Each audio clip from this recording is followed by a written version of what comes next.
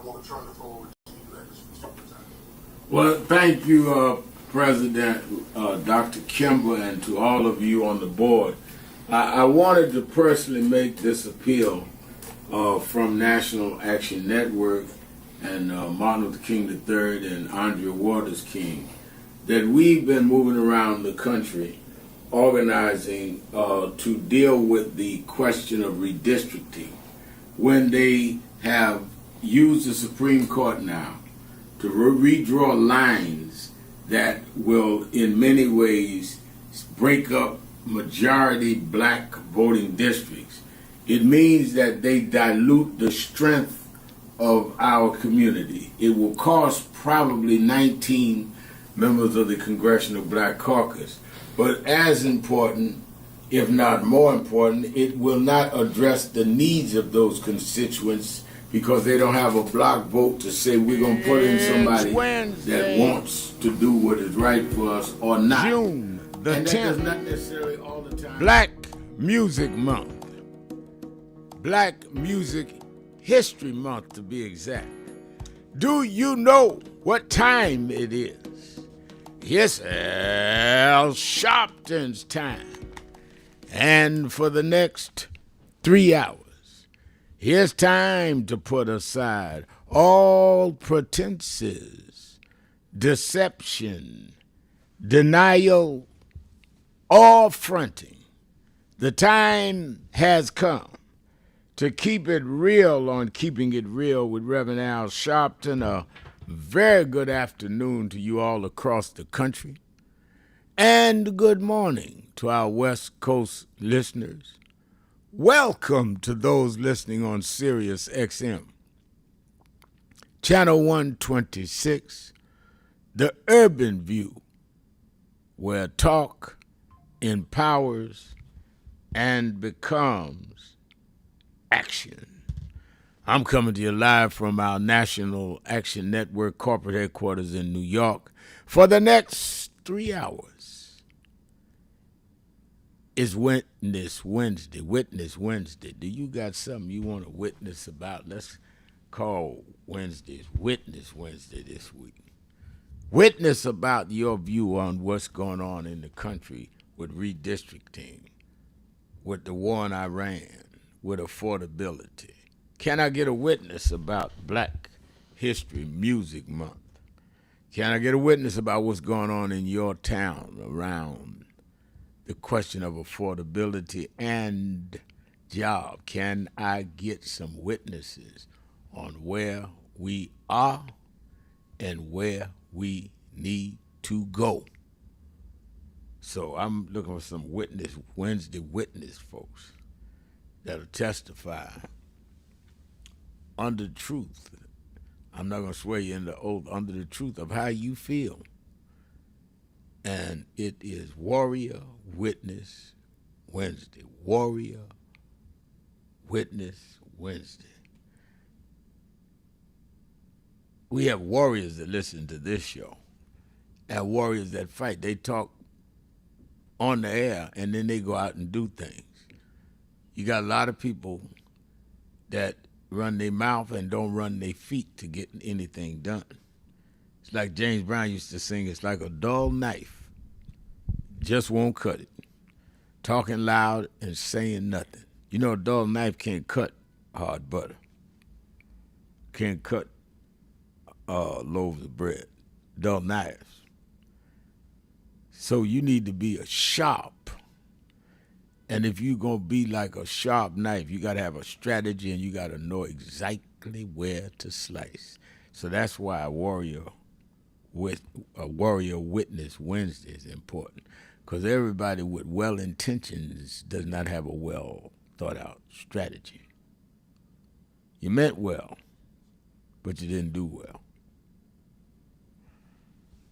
So let's talk about all of this. Now, yesterday there were primaries in several states. A lot of attention was given to Maine because this man, Democrat, who did win overwhelmingly, by the way, the Democratic nomination to face Susan Collins, the Republican incumbent in Maine. and he's a Marine veteran called Graham Plattner's his name. And they came out with that he had made up inappropriate gestures, communications, texts, and even dating with women in his past, that he had a tattoo that had a Nazi emblem. He won anyway. And it's going to be interesting what happens, how Susan Collins, the incumbent Republican senator, how she navigates that or not. Problem Susan Collins going to have is attacking him on women and attacking him on other things while she's supporting a president that has been found guilty by a jury of his peers of sexual harassment of women and has been convicted of 34 felony convictions. So that's going to be interesting to see how Collins can attack this guy's record when the man she's supporting for president and votes mostly with, his record would make Plattner's blush. And I'm not saying that I'm with Plattner or either one. I'm just saying the facts. We see in South Carolina, Jim Clyburn won his nomination and seat again for Congress despite the redistricting threat. We see in the statewide races that in the governor's race in South Carolina, the Trump-endorsed Lieutenant Governor Pamela Yvette and Attorney General Alan Wilson advanced to the June 23rd runoff, and Democrat Jermaine Johnson is the party's outright nominee for the race as the Democrat and the governor's race there in South Carolina. We also see the House approved a $70 billion with a B dollars of Trump's immigration crackdown. It's a narrow passage, but it passed. That's why every vote counts. It passed the House 214 votes to 212, largely along party line, and it gives massive money to ICE and to Border Patrol. And a lot of observation and a lot of consternation about what is going on with these redistricting. That's why people are organizing. That's why we putting together these voter brigades. Some are already out there. Another thing that caught our eye for Warrior Witness Wednesday is the conviction of Carmelo Anthony, 19-year-old, was convicted of murder and sentenced to 35 years in prison for the fatal stabbing of a 17-year-old Austin Metcalf during a high school track meet. And but the jury, they said it was confusing. He was dealing with a whole different set of circumstances, but the jury was convinced by the prosecutor he was deliberate and unjustified. And what raises concerns is nobody on the jury was black. It was an all-white jury. All black jurors were dismissed. That doesn't necessarily mean every juror was white, though. Some could have been something else, but that's how the identity in the makeup sheets or in the application sheets to become a juror. So we are in very serious times. It looks like they can't get all the way in and finish this war, and they don't know how to pull out. And the longer they stay, the higher the gas prices are going up. Some places are already at $6, doubling up. At the same time, unemployment among blacks and whites still have a gap almost 2 to 1. And they're closing DEI in companies. laid off over 300,000, like that, 300,000 federal workers. Like it was, boom, gone. And somebody got to beg you to stand up and fight back. Somebody got to beg you to come to a rally, come to a march. You're too busy wallowing in your pettiness, in your gossip and conspiracy theories, rather than stand up. So you're expert at what everybody else hasn't done, while you ain't done anything. And I think that it is absolutely very telling. Very telling. And, you know, you're going to get the haters. I see the haters on the board, rows that we check out. Let's run checks on who these people are that want to pollute our thing. Yeah, Rose. I want to, you know, pull up their Facebook or wherever they're from and give me all the background on them. Since they want to come on our message board, I need to know who they are and maybe give them a little publicity. You know, rabbit hunting, Rose, ain't fun when the rabbit got the gun. You take a shot, but sometimes I'll shoot back just when I'm in the mood for it. Not all the time. I think Bruce Turner saying on the message board, the justice system is in serious trouble because of Trump. It is. When you see who he puts in as personal lawyer, as the attorney general, I mean, you couldn't make this stuff up. Let's take a break. We'll be right back.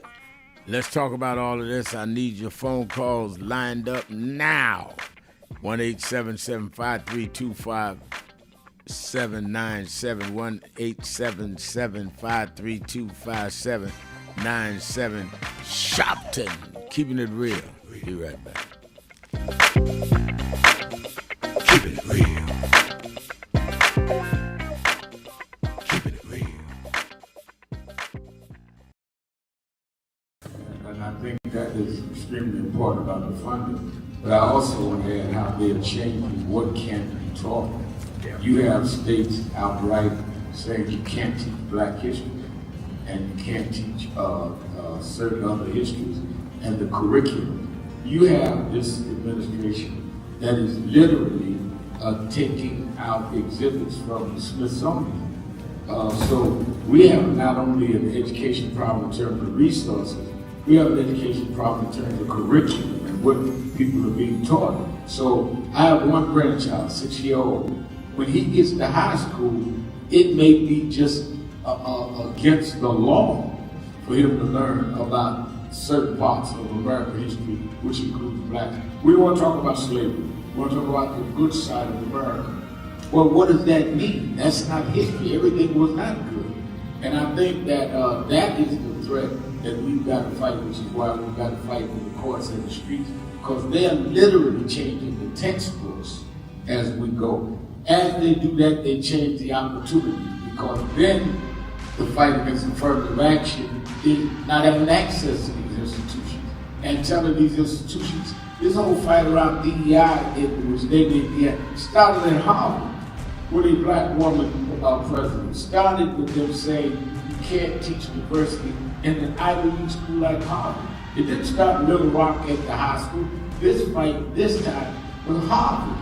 And they went from there on. And I think that we've got to have the same resistance. If they could fight in the 50s, at ACP, the Defense Fund was together and deal with the question from Little Rock in terms of desegregation, then we that are far more educated, far more economically secure personally, have no excuse in the age of what they did in Harvard not to be standing up back in this stuff.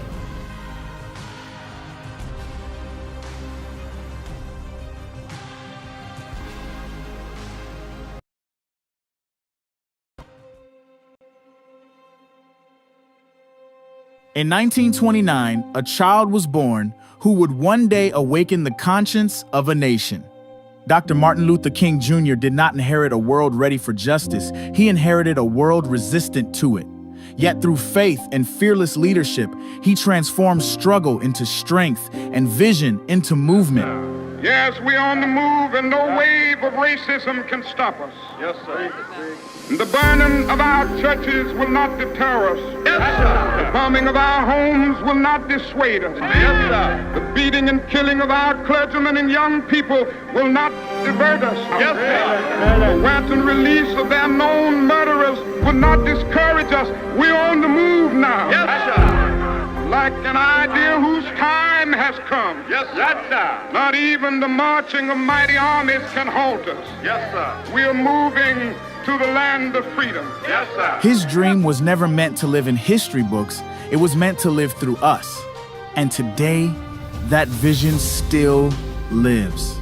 It lives through leadership that refuses to be silent, and through those entrusted with carrying the legacy forward through the moral leadership of Reverend Al Sharpton and the continued stewardship of Martin Luther King III, ensuring that Dr. King's dream remains a mandate, not a memory. Through National Action Network, that vision remains active, organizing in the streets, advocating in the halls of power, and confronting injustice wherever it exists. Last year, on Dr. King's Day, we stood together and made a vow to keep alive everything Dr. King stood for, not just in word, but in action. We marched, we gathered, and we recommitted ourselves to the work. Since then, the movement has not paused from the National Action Network convention, where leaders came together to organize and build power, to the Keepers of the Dream Gala, an event established in the name of Dr. Martin Luther King Jr., to honor those who actively protect, advance, and live out his vision of justice, equality, and service.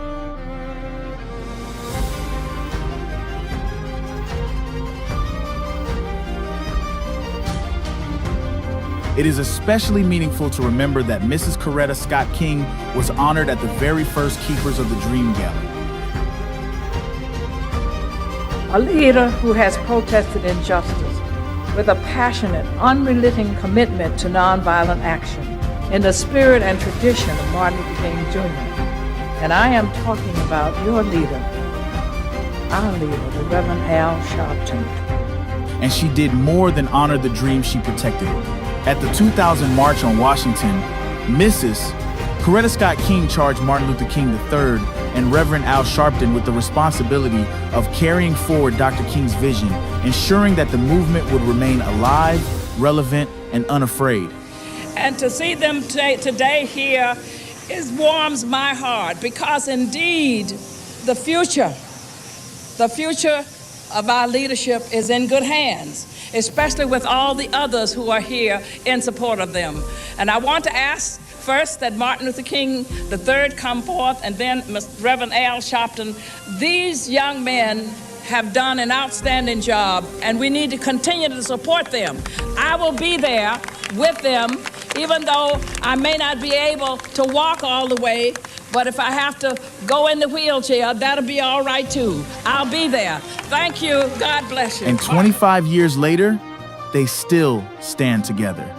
On the 28th of August, 2025, Reverend Al Sharpton and Martin Luther King III stood side by side once again, not by coincidence, but by calling. On a date forever tied to the legacy of Dr. Martin Luther King Jr., they came together in unity and purpose to keep the dream alive, this time on Wall Street. Wall Street represents power and too often unchecked inequality. So they showed up to declare that economic justice is civil rights and that accountability must exist wherever power lives. Dr. King taught us that the moral arc of the universe is long, but it does not bend on its own. It bends when people are willing to pull it. And we are still pulling, still standing, still holding up the dream, because the work is not finished and the dream still demands defenders. He is a tireless civil rights leader, a fearless voice for justice, and the president and founder of the National Action Network, which proudly marks its 35th anniversary of fighting for justice, equality, and accountability. Please welcome Reverend Al Sharpton.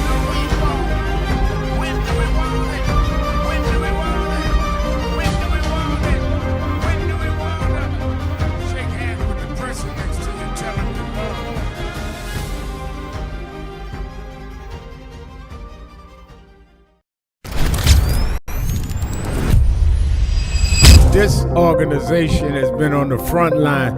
People ask me, why do families call us? Because we never leave them.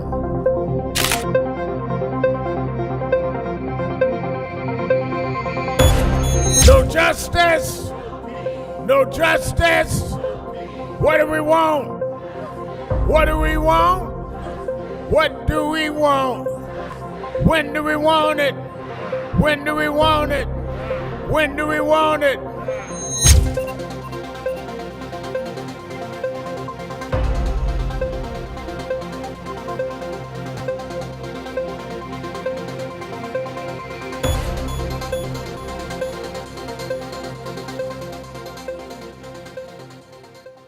Hello, New Orleans.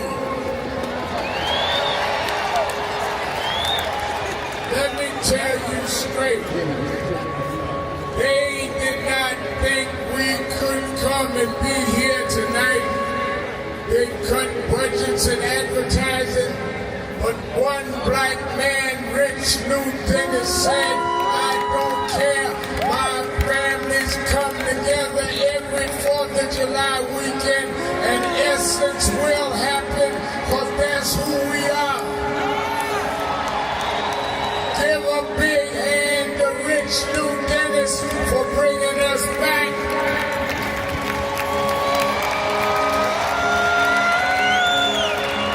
Why do we come? Because the essence of who we are is essential to what made this nation. We built this nation. We made this nation. We created the essential dollars that this nation lives off of. We don't care what bill they pass. We will not back up. We will not back down. We will not give in. We will not be chased out. We don't care who's in the White House. We will organize our house, house by house.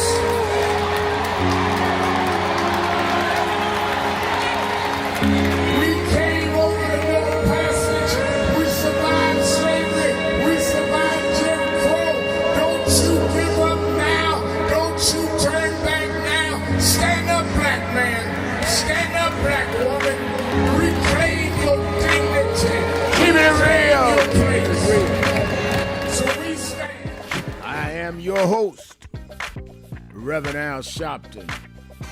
1-877-532-5797. 1-877-532-5797. And I think that you also can go to the message board and leave a message, and we'll read it on the phone. Pro or con, DJ Biggs is on earlier today on the message board. Where's the anti-crime and anti-hate bill for black Americans? I'm tired of hearing about your beef with Republicans like you and some blue and red color gangs. Well, you asked the right question. What happened to the anti-crime and anti-hate bill? The Republicans voted against it. So, are you tired of them? I'm tired of people having a double standard. So, if some Democrats, and I don't think on the particular bill you're talking about any Democrats went, but if some Democrats went against it, we should not trust any Democrat. When mostly all, if not all, the Republicans went against it, that's all right. They called that DJ a double standard, just so you know. But it's Witness Wednesday. Go ahead and put your stuff out there. The mayor, Rodney Jones, mayor of Queensbridge Houses in New York, says Democrats always want to act like they're the ethical standard when we've had Manchin, Sinema, and now Fetterman. Democratic Party needs to stop being nice and do what needs to be done to win in 1126. I agree with that. I totally agree with that. All right, let's go to the phone. Let's get some phone calls in. Let's go to Joe in Washington, D.C. Joe?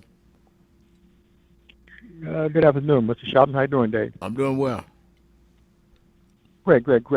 Donald Trump's spirit is still in the arena tonight. The New York team will lose tonight. I hate to say that, but Donald Trump got a bad spirit no matter where he goes. And what Donald Trump and Israel can find out is what the United States found out in Vietnam. The will of the people is strong in man technology. God bless. Thank you now. Bye-bye. All right, thank you. And Joe, I've had a lot of people say to me that Trump jinxed the Knicks Monday night when he went. I was there. Maybe it was Trump that jinxed, but I saw, since I was at courtside, I saw some referees make some bad calls. I'll put it that way. I'm not a basketball expert, but I can see a bad call when I see one. But they play again tonight, so let's see where it goes, Joe. Let's go to Ira in Washington, D.C. Let's stay in Washington for a minute. Ira? Hey, good evening, Reverend Sharpton. Thanks for taking my call.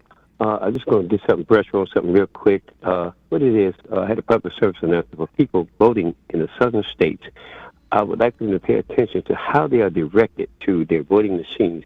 If you see a white person going to one machine and they send black people to different machines, that make me think that all the black people are going to a machine that they're going to throw the votes out on. So if you're going to the same machine as a white person, I'll say that's probably fair. That's just my personal opinion.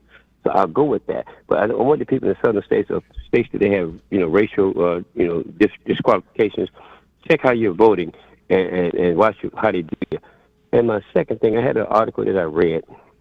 It's about how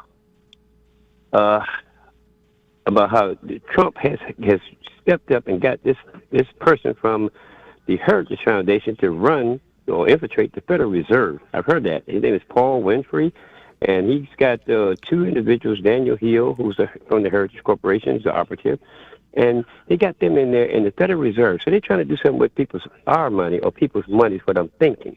So I could be wrong, but this is what I'm thinking. And my third thing, and I'm going to get off real quick so my time won't run out, is that I saw an article yesterday, fact-checked it, about these Ford representatives and the Chevrolet representatives are wanting to have it a law with Donald Trump so he can say that we can't work on our own personal vehicles to save money. And what I understood and read, Donald Trump actually said, no, he didn't want to go for that. So I'll give him a 1 point on that, not going with the big car dealership saying that you can't repair your car, you must take it to them because they're hurting for money because people can't afford it. So those are the things I just want to talk about if people don't really know. And the last thing is the nutbag that called you yesterday in reference to the cage fight. I like the way you handled him real cool and smooth. You said you wasn't going to argue with him, and you didn't. But you let the record be straight. It's common sense. And if you let this particular individual have a cage fight, and you got people, like you say, are starving, and you're trying to ice up people with the ICE detention centers and stuff, it just doesn't make sense. Anybody with a grain of sense knows that this is nonsense, and you go out and vote, and they don't cheat, they will not win. So that's my call for today, Reverend Sharp. Thank you for taking my call. All right, Ira, thank you for your call. And let me try to get one more in before the break. Let's go to Rick in Germany. Rick, you're keeping it real with Al Sharpton. Rick, is Rick there from Germany on Warrior Witness Wednesday? Come on, Rick. Can you hear me now, Brother Sharpton? I do hear you now, yes. All right, I'm having a little trouble with my phone. First, let me say greeting to Dr. Alicia Mutri and Dr. Kwaku of WNOV, one of the stations that airs your program. She's been out of the seat for a couple of shows, and I'd just like to welcome her back. I listened to that last show, and I sat on my hands, and I put my phone back on its base just so I could listen. They did a show called Brothers Take a Minute, and it was two brothers who wrote a book about taking a minute to recover yourself. And I just wanted to thank them for that show.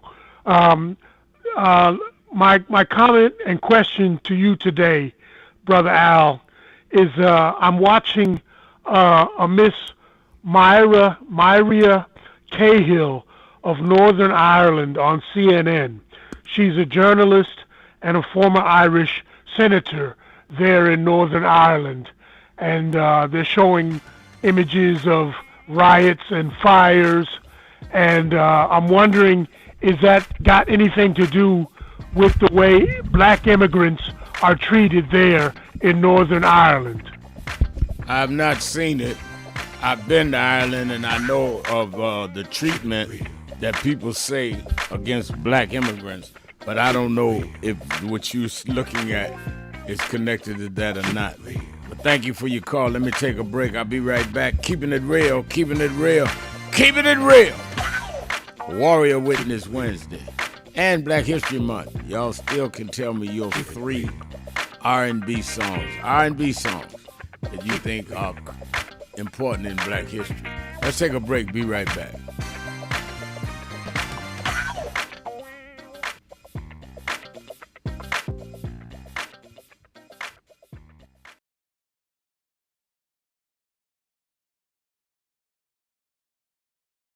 We have a short visit today, so we just wanted to greet you all and thank you for allowing us in. Yes, sir. We would go. Yeah, we was here. They were on the plantation. Our family was on the plantation. Wow. And that's, of course, that's the slave house. That's one of the slave houses. Sir, it's been 13 years. That's right. Good to How see you been? Doing fine. Good.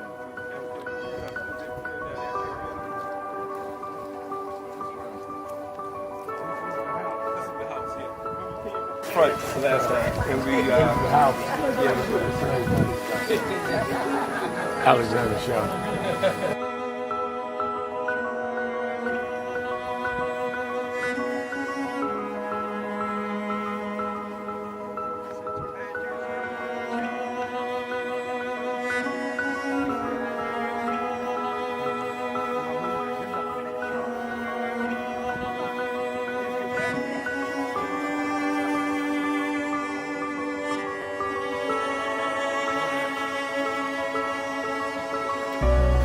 How many slaves were staying there? I have no idea.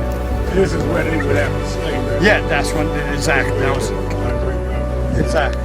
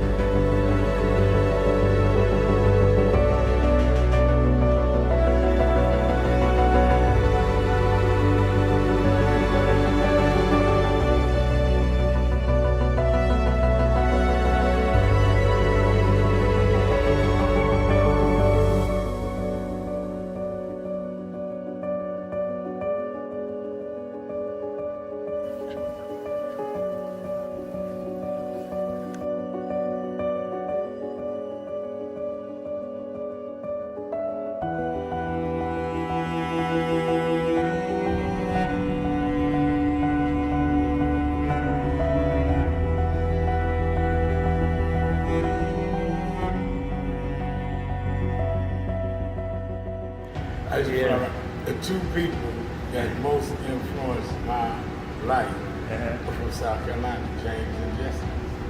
Jesse right up the road with me. I went and spoke at his mother's funeral. Jesse walked me to my mother's casket. Wow. 2 South Carolina. That's the balance of my life, James and Jesse. Yeah. Civil rights, shoulders. But also where your people from too. Literally. Yeah, right. And when I knew Jesse was from James, I started president. Yeah. And James had died before I knew about it in South Carolina. Oh, really? Yeah. James died December 25th. He died Christmas Day, 06. And they came to do the story for February of 07. They came to me in January. His daughter swear that was daddy and helping pushing the information out. Wow. And I called Jesse and told him, you know that my great-grandfather was a slave about 45, because Greenville right up to I-20. He said, I told you we was connected. That's why you gotta listen to me. But now.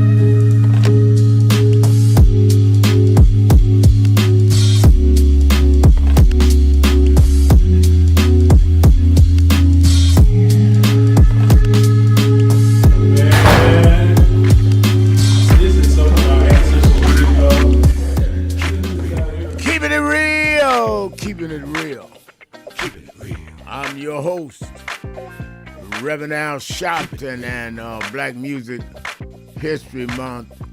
And I see the mayor, Rodney Jones, says James, number one song, James Brown, I'm Black and I'm Proud. Number two song, Robert Marley, Get Up, Stand Up. Redemption song, Marvin Gaye, Inner City Blues, and What's Going On.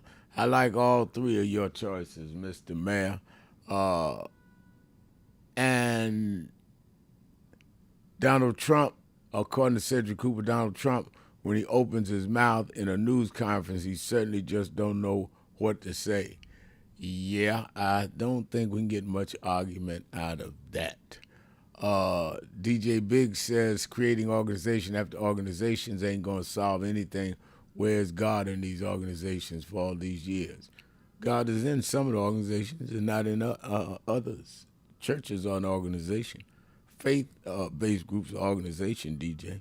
Organizations can be with God or not be with God.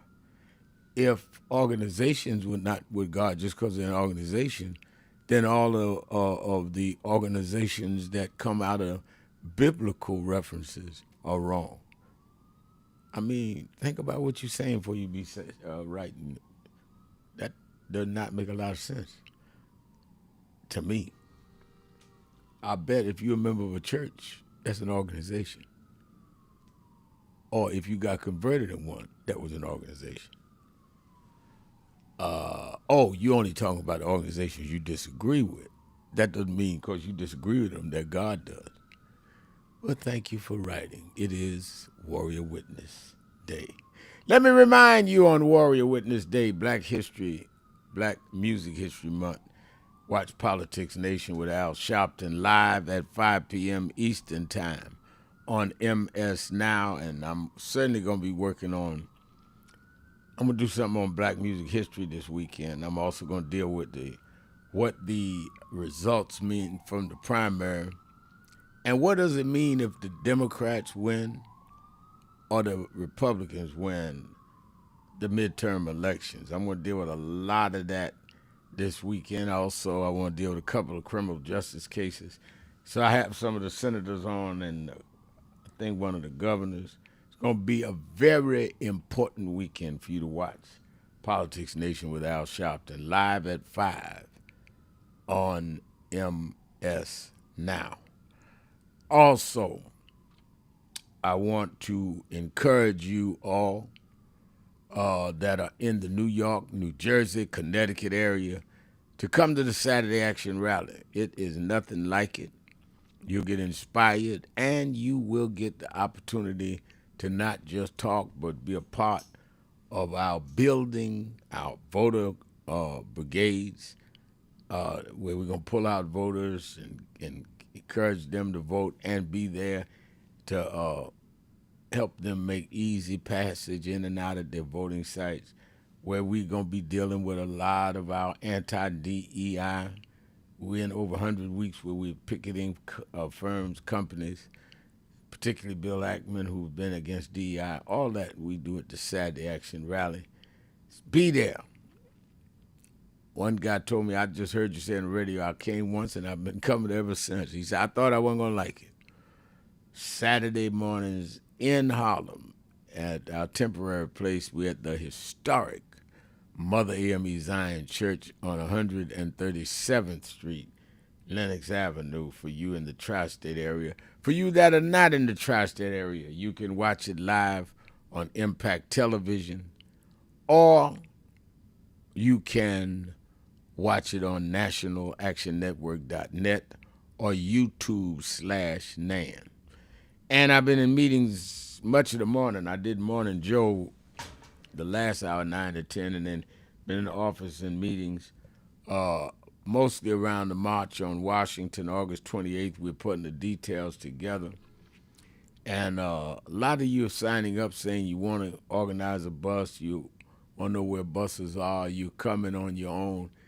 Go to www.nationalactionnetwork.net, www.nationalactionnetwork.net, and sign up so we can get you whatever information you need.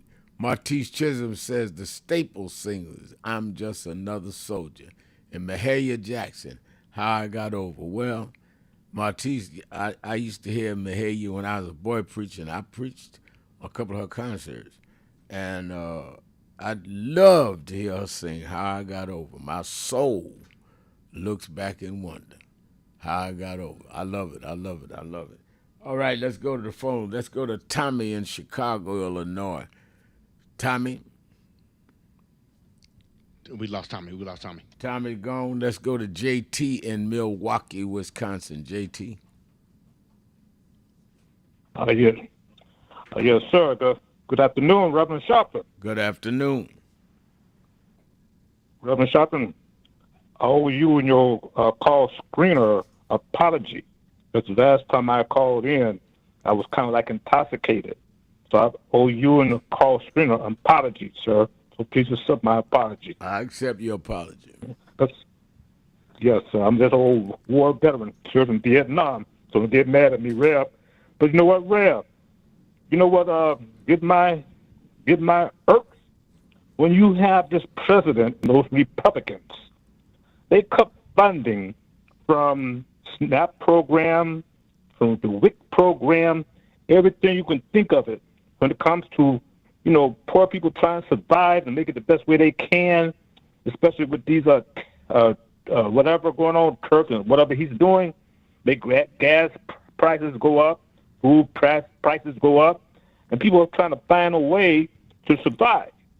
So, Rev, yeah, I'm irked because we have this person that's cutting funding from programs that help poor people. What is that, Rev? He's kind of like a Robin Hood. Take away from the poor and give it to the rich. Well, Rev, that's what I'm saying. If you look at his policies, and thank you for your call, and again, thank you for your apology.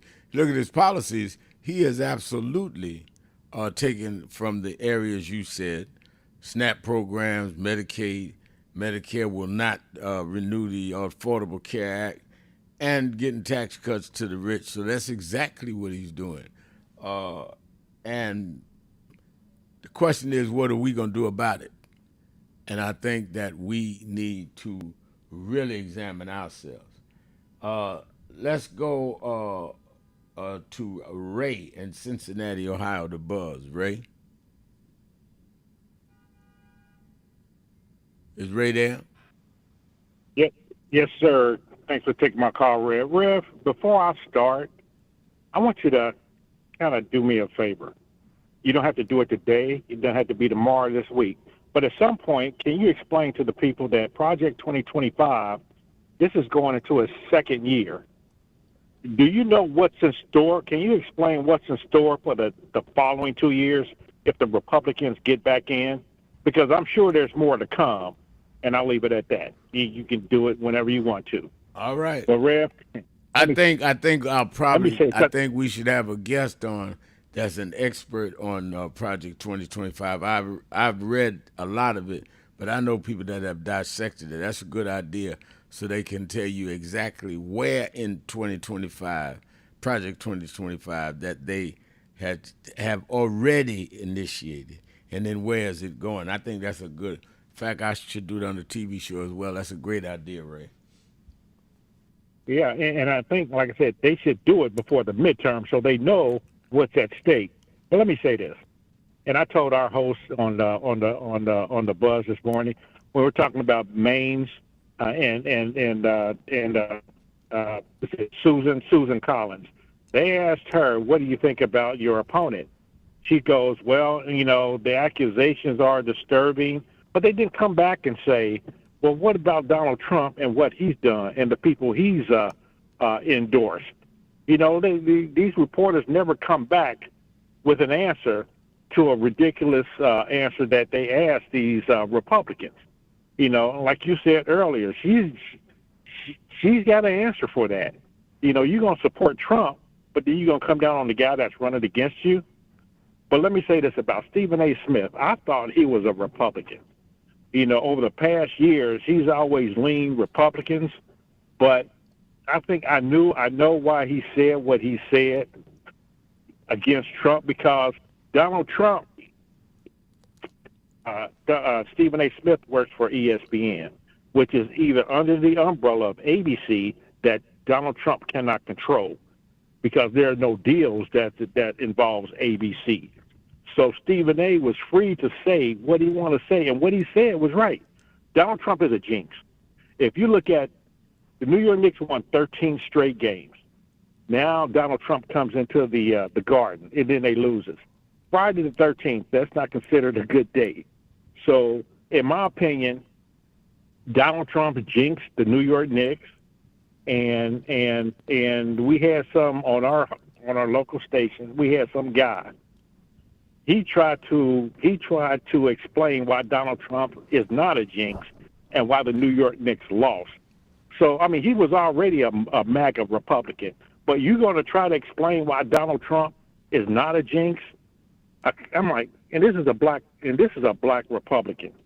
But I wanted to ask you was, in closing, have you ever asked a black Republican, somebody you respected, not just some Joe Blow you meet at the airport, that you respected, and asked him what has Donald Trump done for him, his family, and the black community? Has that ever happened? And you of course it has. I've explanation? talked about that on the show. I've talked to black Republicans that are respectable people, and I've asked them what he has done. Absolutely. And their answers are ludicrous. I mean, they'll cite some things that really never happened, or what he said he was going to do and didn't do, and it leads nowhere. But thank you for your call. I hear the music. Let me take a break. I'm coming right back. You on the phones and messages on the message board. Pamela Edgar writes, good afternoon, Reverend Sharpton. Keep on doing what you're doing. It's not being done in vain. As long as you are able to speak, walk, and travel, keep on teaching us about our history and our rights, etc. Well, thank you, Pamela. And another guy called. I guess we got enough messages in between. He went down. But I guess he was a MAGA guy. He said, how much are they paying you for this S? Now, so I guess we supposed to do our media stuff and not get paid. Did you ever hear, sir, of a thing called Emancipation Proclamation? So all of the right-wing guys get paid, and you go call a guy, have a black radio show and reduce it to pay? It says more about you than it does me. But thank you for listening. It helps the ratings. We'll be right back. Keeping it real. Sharpton. Right after this.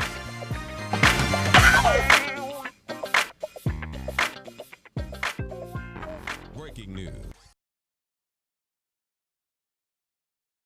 Some of you forget where you come from and forget how you got there and act like you got there because you were qualified or that you had a good resume. But some of us had to pay a price for your resume to even be read. Some of us had to take nights in jails and licks upside the head or shut out of boardrooms like Byron so you could walk down red carpets and act like you got there by yourself. So I received this award with a special place in my heart and on my shelf because I'm getting it from a freedom fighter who never forgot where he came from and how he got there.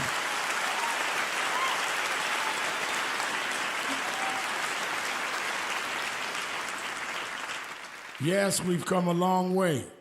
We've had now a black president and now a black vice president, but we still can get shot down and have to march to get a case in court. We still can get shut out of boardrooms. We're still doubly unemployed in a good economy.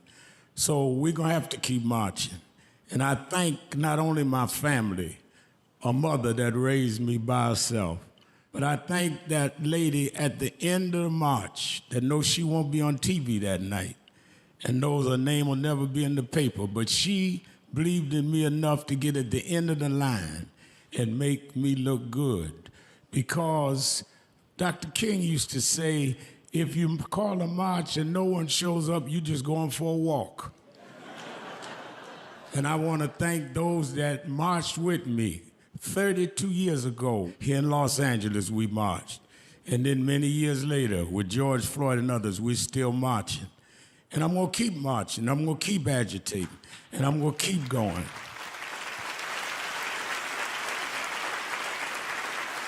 Until we don't have to do it anymore.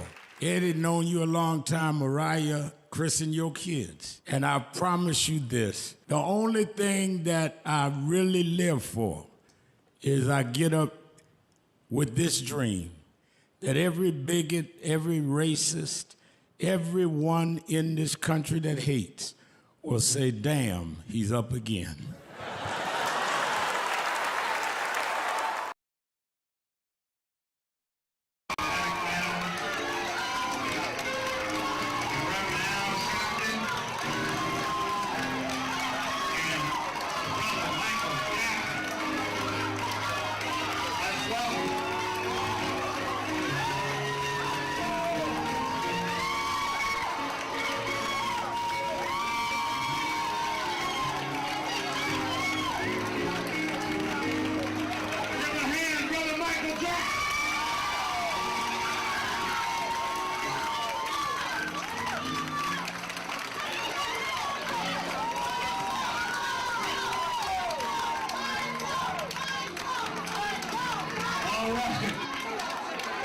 We need some room. All right, hold on. Michael Jackson is the highest selling artist of all time.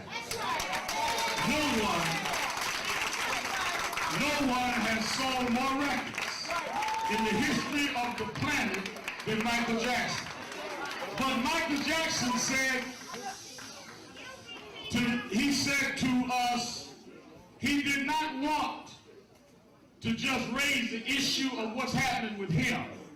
He said that artists all over the world need people to stand up and protect their rights.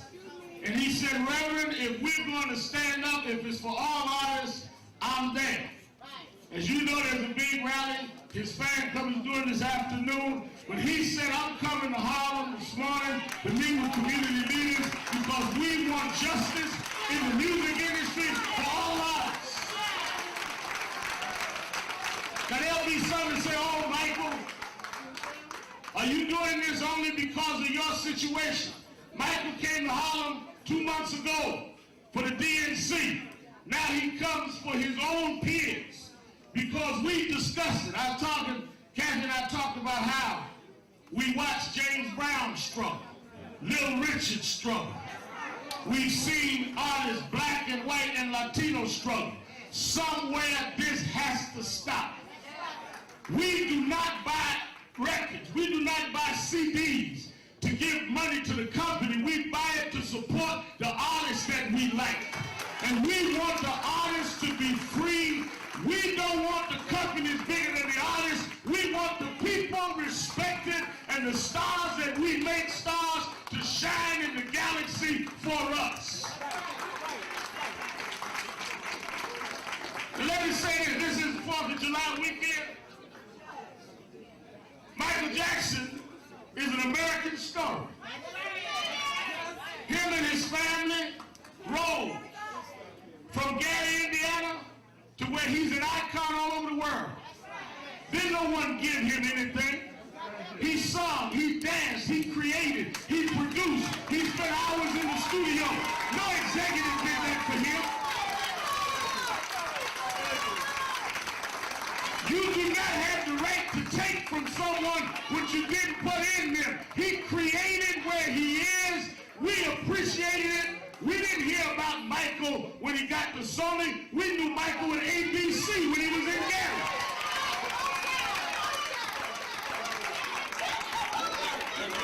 They got thrilled when he did Thriller. We was already thrilled. We were already off the wall. And we coming off our seats to stand up for justice in the music industry.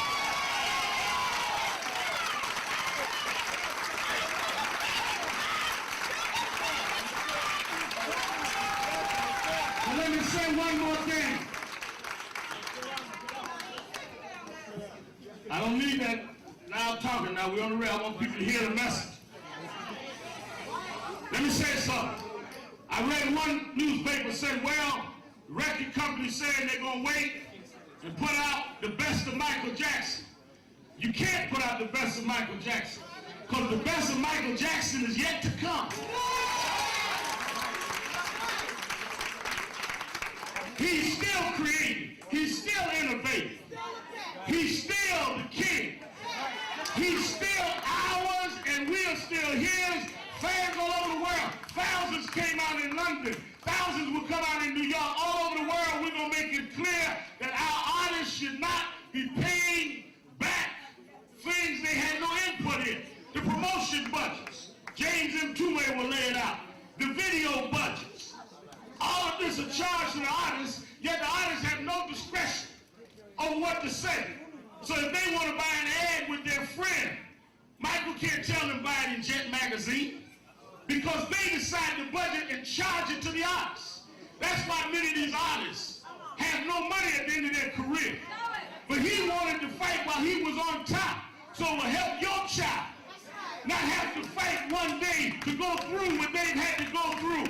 Sammy Davis Jr. died broke. His wife had to become a waitress. Michael said, I owe it to Sammy. I owe it to James Brown. I We're going to stop this once and for all.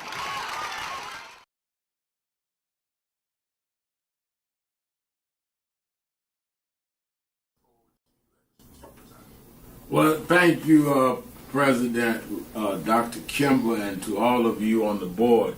I wanted to personally make this appeal from National Action Network and Martin Luther King III and Andrea Waters King, that we've been moving around the country organizing to deal with the question of redistricting when they have used the Supreme Court now to redraw lines that will in many ways break up majority black voting districts. It means that they dilute the strength of our community. It will cost probably 19 members of the Congressional Black Caucus. But as important, if not more important, it will not address the needs of those constituents because they don't have a block vote to say we're going to put in somebody that wants to do what is right for us or not. And that does not necessarily all the time mean a black person, but it gives them power. In Memphis, Tennessee, the majority black district congressman supported and reelected several times by the blacks there was a white man named Cohen. So we see this as an undoing of the Voting Rights Act of 65 and the Civil Rights Act of 64. So on August 28th, we've asked people from around the country to join us in Washington, D.C. for a mass march. We've had some marches and rallies in Mississippi, some in Montgomery and Selma, but we need a national march led by the... Keeping it real, keeping it real. I'm your host, Reverend Al Sharpton, and we're back. 1-877-532-5797,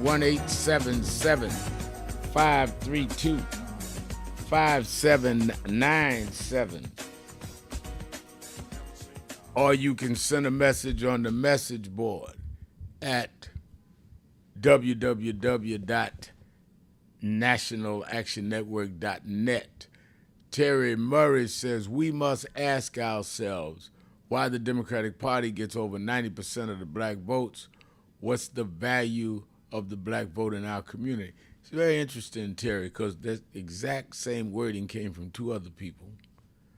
So I guess y'all got some talking stuff to send to talk shows because y'all don't even mix up the words. But anyway, I have asked myself that. And the answer is the two major parties in the country is the Democrats and the Republicans. Neither one of them are perfect. So if you go over in my lifetime, the Democrats, under them, we did get the Civil Rights Act, which made a federal offense for discrimination in interstate travel and in other things. That came in 64 under Lyndon Johnson. 65 under the Democrats, we got the Voting Rights Act. 68 under Democrats, Lyndon Johnson, we got the Open Housing Act.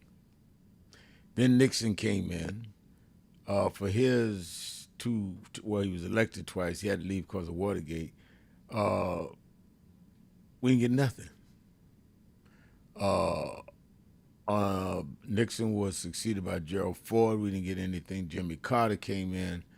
Didn't really get much, but they did renew under Carter the Voting Rights Act. And then after Carter, we got 8 years of Reagan. Reagan came with the war against drugs, locked a lot of us up, ended affirmative action. After Reagan, we got Bill Clinton. Bill Clinton kept the Voting Rights Act, kept the Civil Rights Act, but I was against him on the crime bill that disproportionately hurt blacks, and I said that. And then after him, Bush Sr., I can't think of nothing. Then after Bush Sr., we got,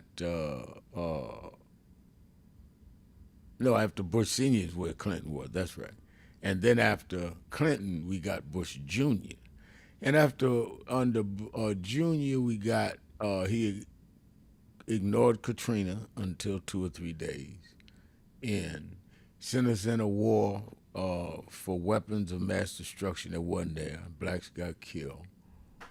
I can't think of nothing. Then Obama came. We got the Affordable Care Act.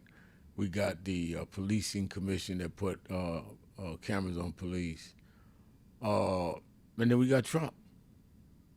So, did we get everything we wanted or needed out of Democrats? No. But we got those things. We got nothing from Republicans of any national policy, legislative significance. And in fact, they tried to rescind what we did get. So that's my answer to your question. Now you can dispute it and just like I was respectful enough to answer your question. If you disagree with it, send me, I'll read it. What the Republicans did for blacks in the last 50 years. And I'm talking about since I to be fair to you now, since Clinton, with every Republican and Democratic president I've dealt with and met with personally, including both Bushes, and I know Trump. So I'm not talking what I think. I'm talking about things that I've gone to Democratic presidents and asked for, and gone to Republican presidents and asked for, and what I know the answer was. I didn't get everything I wanted out of Democrats. Sometimes not even half. I got nothing out of Republicans. Nothing. Now, if you can come up with me on what they did, feel free to use the same message board. And y'all, let me tell you something about organizing. Y'all shouldn't be using the same language in your messages, because then everybody know that this is something y'all doing. Act like it's original thought. Switch it up a little bit. Y'all ain't even good at that. Let's go to Rick in Baltimore, Maryland. Rick, you're keeping it real with Al Sharpton. Yeah. Good afternoon, Brother Mal. Good afternoon. Before I get started, my three for Black Music Month are Gil Scott-Heron, The Last Poets, and George Clinton.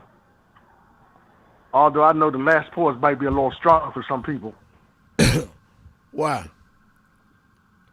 Well, they're not strong for me. They just right for me. I love them.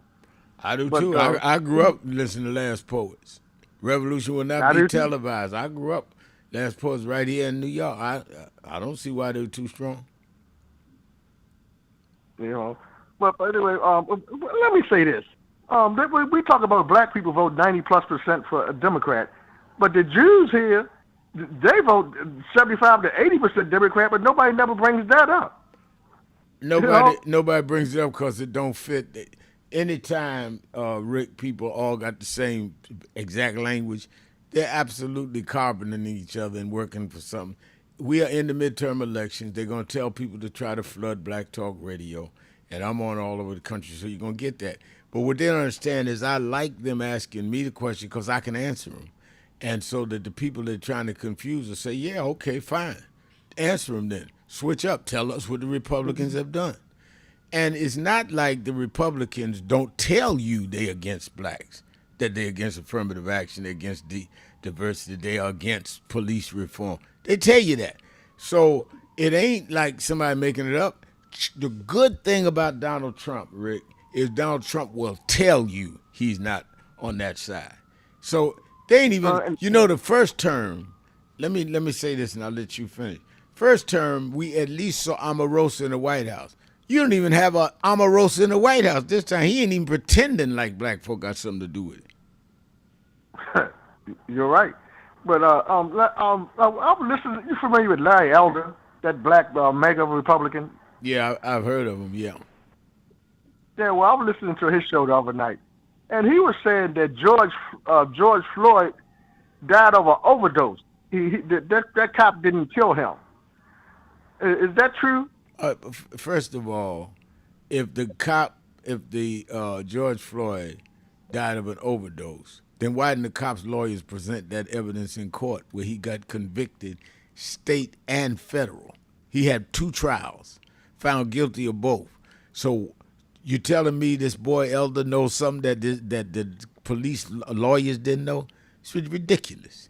And why you got to slander somebody to try to defend? If you want to defend the cop, defend him, but don't lie on a dead man, George Floyd. They would have brought that to the defense in trial.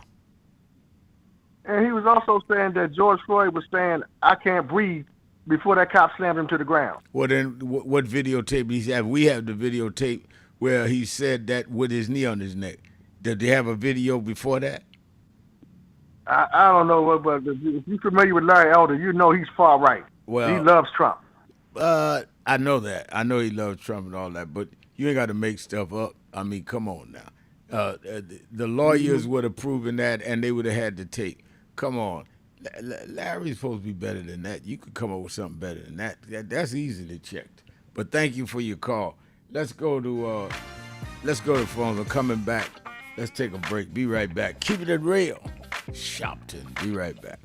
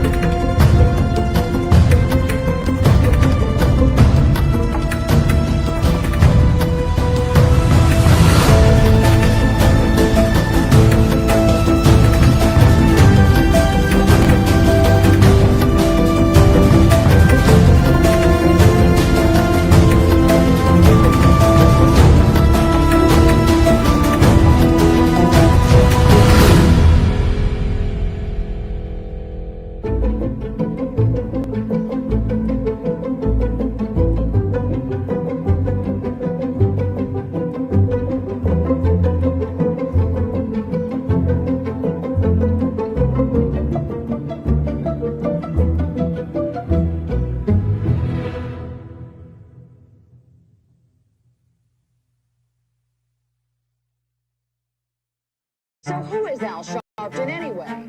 Who is this 33-year-old preacher without a church? A number of black New Yorkers as well. He is little more than a pudgy exhibitionist who can be counted on to show up, bullhorn in hand, at every racial incident.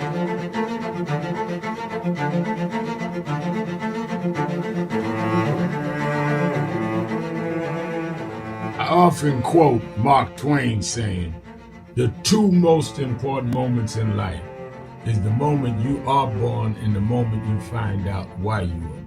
I had a very troubling conversation the other day that prompted me to do this little video. Young man that I've known a while came to me and he was crushed. I mean, really crushed, because people were criticizing his work. He's in the ministry, but he's also an actor. And he said he couldn't understand why people were jumping all over, criticizing him, trying to find scandalous and derogatory things about him. And I told him, I said, you know, you're very young. You don't know the road I've traveled. They called me everything but a child of God. A blabbermouth, a loudmouth, too flamboyant, an agitator, a racist, I had to know. Yeah, right. I was not defined by how others saw me. I was defined by how I saw myself and whether I was being true to myself. Some of you watching this don't like me. And it doesn't matter as long as I know what I'm doing and I like me for being real. So I'm doing this video to say to you, whoever you are and whatever you do, you may not be in ministry or social justice, none of this stuff, but don't live your life worried about opposition or people that don't like you. You can turn that around. Use me as an example. The same people that call me a scam artist, a con artist, a sellout, or racial hustler and all, I kept going. And the people I respected started respecting and publicly embracing my work. When Coretta Scott King, the widow of Dr. Martin Luther King Jr., had this to say about Al Sharpton. A leader who has protested injustice with a passionate, unrelenting commitment to nonviolent action in the spirit and tradition of Martin Luther King Jr. And I am talking about your leader, our leader, the Reverend Al Sharpton. The other thing that hasn't changed is the National Action Network's commitment to fight injustice and inequality here in New York City and across America. And that's not only a testament to Reverend Sharpton, it's a testament to all of you who are here tonight. First and foremost, to Reverend Sharpton. I saw him when he first came on the scene, and I have marveled at his tenacity, at the development of his intellect, and his devotion to our movement, and much he has contributed to the world we are experiencing. I am honored, and I must say that when I had my debate with Dr. King on the issue of the church and religion, he didn't warn me that after his departure, his space would be filled by another preacher, and that preacher would be Al Sharpton. All you want in life is people that matter to you to say you did all right. And more important, that you can look in the mirror and say you did all right. Thank you, Rev. Thanks for that introduction. Look, we've known each other for a long time. I'm grateful not only for your leadership and partnership, but quite frankly, more importantly, for your friendship. And thanks to all of you, members of our nation's most important civil rights organization. You have been, over all of your years, such an extraordinary leader. You are a voice of truth, a voice of conscience, a voice of practicality around what we must address and what we can do. And I thank you so much for your friendship. I remember that most of the youth around Al's age, he was about 12, wanted to be like Connie Hawkins, a great basketball player, legend, or Earl the Pearl, or Clyde Frazier. Al wanted to be like Adam Powell, a powerful preacher with a social justice gospel. He was very close to, at that time, to Reverend William Augustus Jones, powerful preacher and social justice advocate, and Reverend Gardner Taylor stayed right down the street, and Bishop Washington, whose church he came from, and Reverend Sandy Ray. He wanted to be like these giant preachers. He wanted them to have the edge, however, of the King's social justice dimension. He wanted to be like them, now he's one of them. Perhaps taller than most of them because of the risks he has taken and the reward God has given him with his gift. I remember so well that I first escorted him to jail. He was around 13 years old, with the jail fighting the ANP. He was in the lineage of our struggle. He grew up in it. We didn't just see him on TV one night. He didn't happen. He came bottom up, not top down.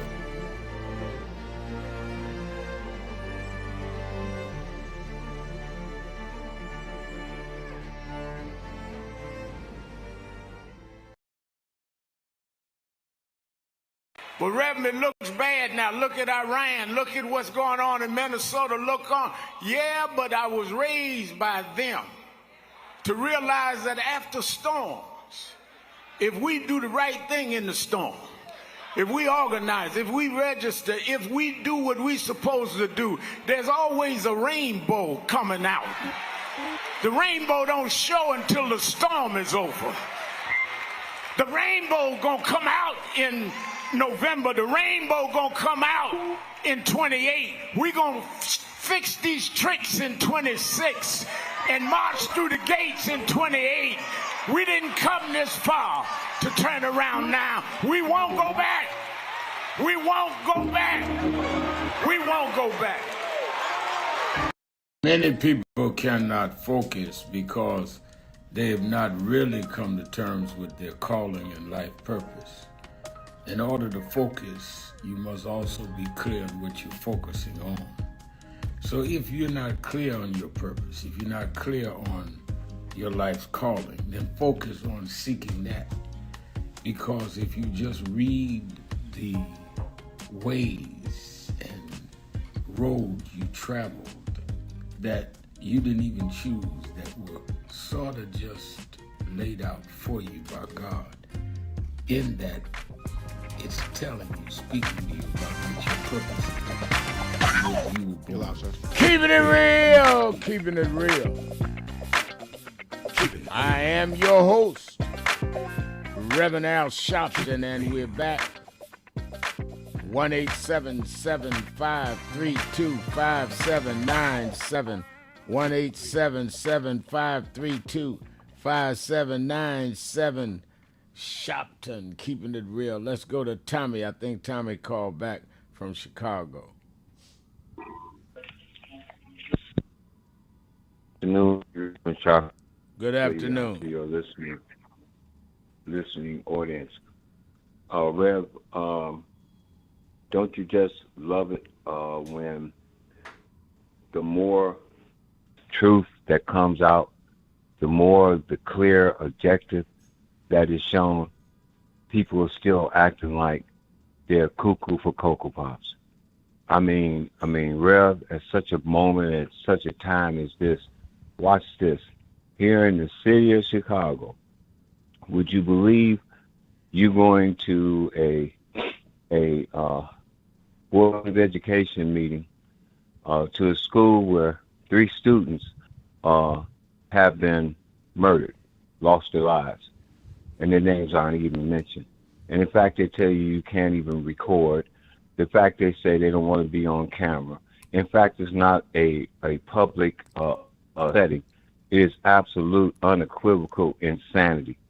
And Rev, the worst part about this insanity is that when we call you, when we call the radio station, when we call around, we always want to talk about them, they, and those instead of us. The process of going to school, paying attention to the PTA, understanding the elected school board, understanding the curriculums and stuff that are being taught in the school.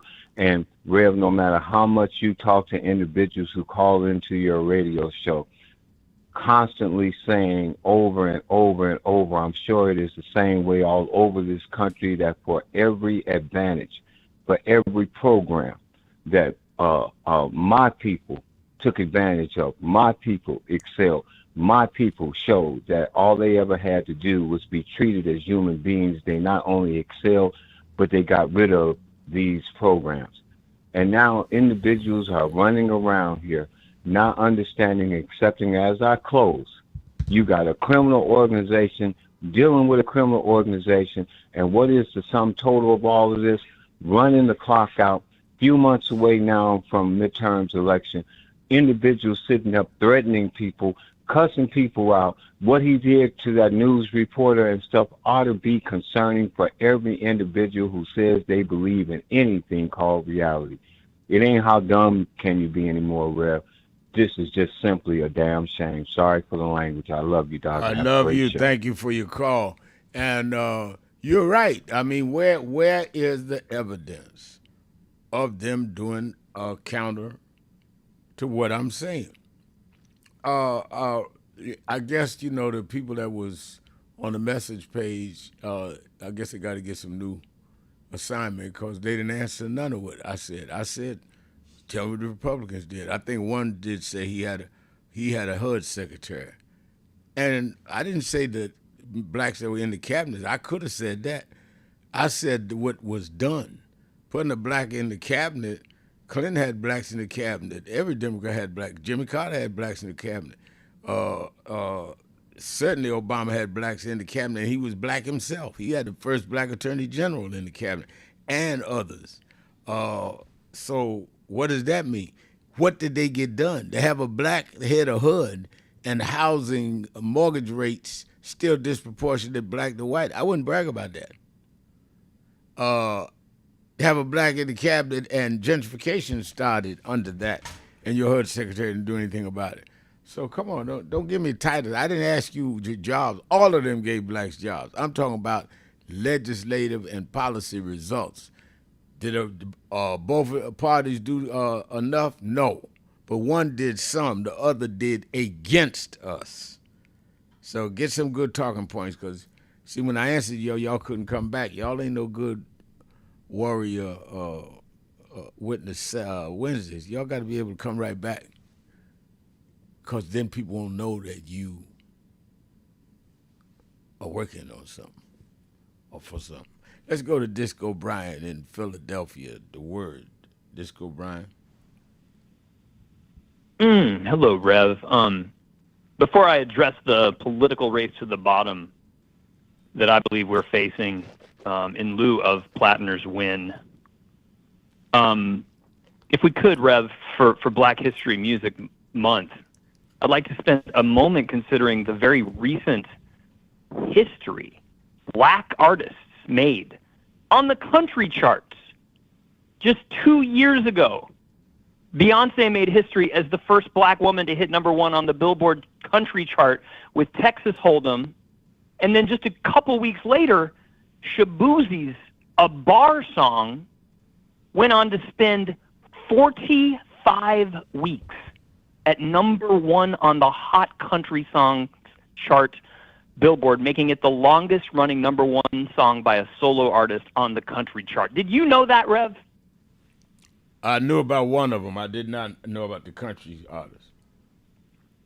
Rev, 45 weeks at #1. I mean, that, back when I was a child, Debbie Boone, You'd Light Up My Life, and then Mariah Carey and Boyz II Men had, they were at #1 on the main pop chart for, 10 to 16 weeks.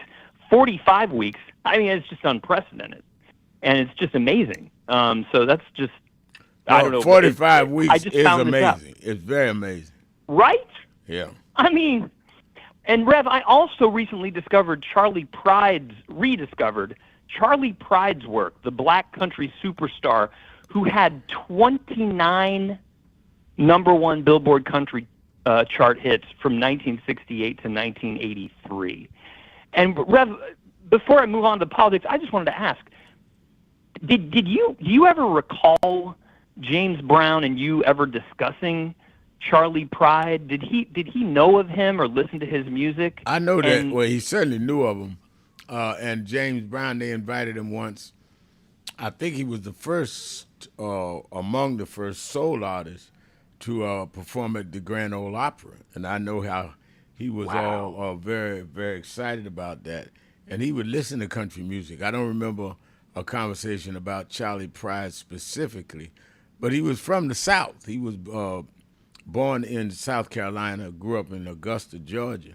So he knew country music. He absolutely liked country music. That is absolutely fascinating. And Rev, would you please write a book about that and make it like a 4-part, I would just, if I could spend the rest of my life reading and learning about that, because I think through studying that kind of stuff, we can really find bridges that are so broken right now between the sort of the country aesthetic white America, the populist America, and black America. And I'm not a big fan of country music, but I'm much more much more attuned to R&B and funk and techno and disco and all that stuff. But I just it weirdly warms my heart that you're telling me that James Brown appreciated and enjoyed country music. I mean, it kind of blows my mind. Rev, moving on to politics, I saw that Graham Plattner on Morning Joe this morning talking about how he wants to unleash hell on what he calls the Epstein class. And, Rev, if I had a chest tattoo for 18 years. That was the symbol that the guards used at the death camps, at Hitler's death camps. I would choose another phrase than the Epstein class to mean the rich, powerful people who protected and enabled or benefited from Epstein's network. Given all the red flags that have been raised about Plattner over the course of his campaign, including, Rev, his professed deep appreciation for a racist, anti-Semitic, far-right podcaster who he calls a friend. In today's conspiracy-laden disinformation culture, calling rich bad guys the Epstein class often gets used as a dog whistle by anti-Semites to insinuate that Jewish people are uniquely connected to pedophilia or sex trafficking. And Rev, that's really dangerous. All right. Thank you for your call. I see that James Thomas wrote on our message board. I heard James Brown talking about Charlie Pride on his song Dead On It with Sweet Charles Sherrill. You're right, James. I think you're right. I was saying I don't remember he and I having a conversation, but he did mention Charlie Pride on the record. And Sweet Charles, I think, used to play country. Sweet Charles Sherrill, you call him, but Sweet Charles was what Mr. Brown would call him on stage, and I think he used to be a country musician, and there was 2 or 3 others in James Brown's band so he was very much intertwined with country music. Let's take a break. Be right back. Keeping it real.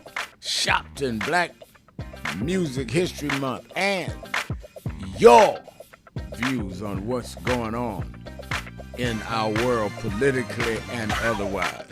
We'll be right back. Keeping it real.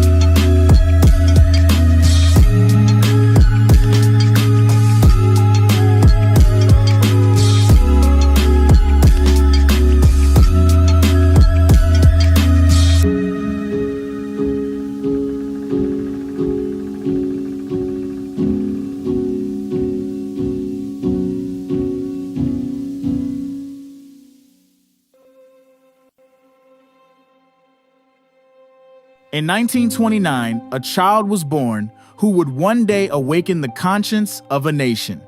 Dr. Martin Luther King Jr. did not inherit a world ready for justice. He inherited a world resistant to it.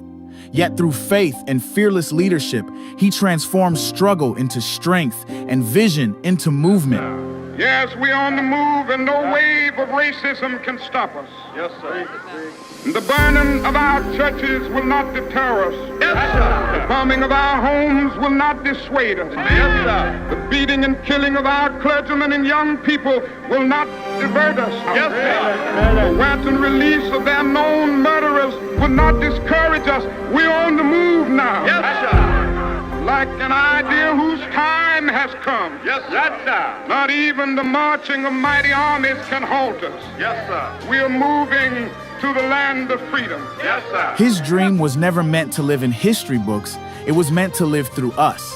And today, that vision still lives. It lives through leadership that refuses to be silent, and through those entrusted with carrying the legacy forward through the moral leadership of Reverend Al Sharpton and the continued stewardship of Martin Luther King III, ensuring that Dr. King's dream remains a mandate, not a memory. Through National Action Network, that vision remains active, organizing in the streets, advocating in the halls of power, and confronting injustice wherever it exists.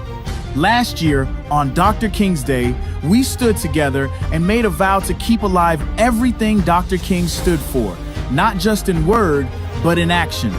We marched, we gathered, and we recommitted ourselves to the work. Since then, the movement has not paused from the National Action Network convention, where leaders came together to organize and build power, to the Keepers of the Dream Gala, an event established in the name of Dr. Martin Luther King Jr., to honor those who actively protect, advance, and live out his vision of justice, equality, and service.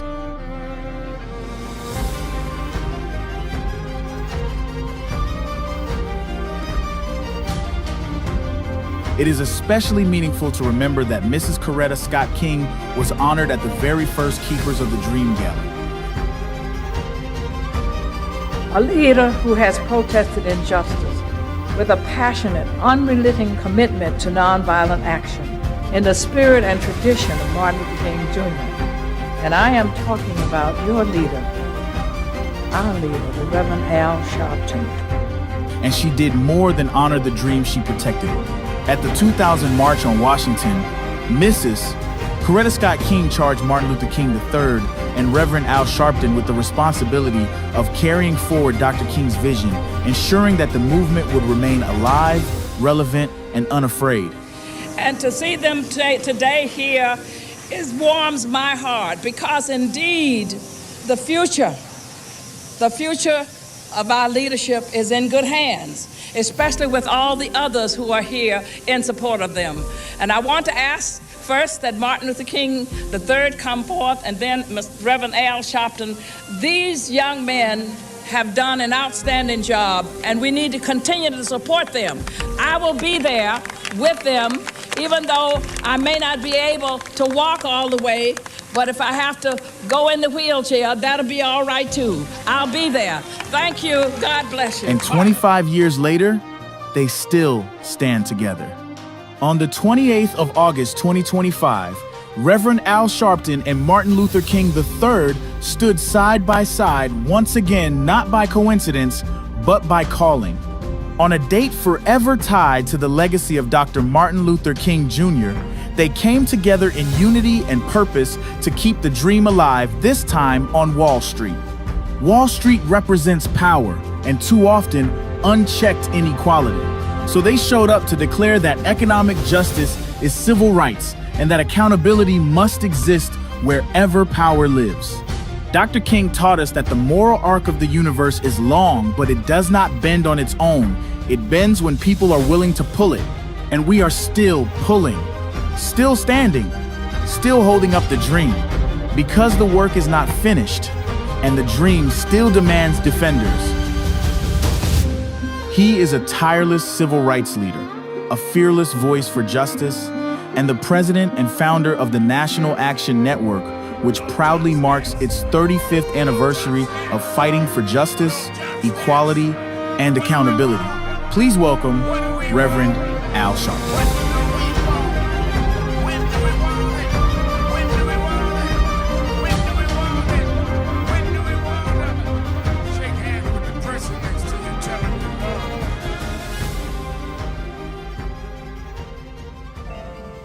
Thank God I was blessed to have both in my life.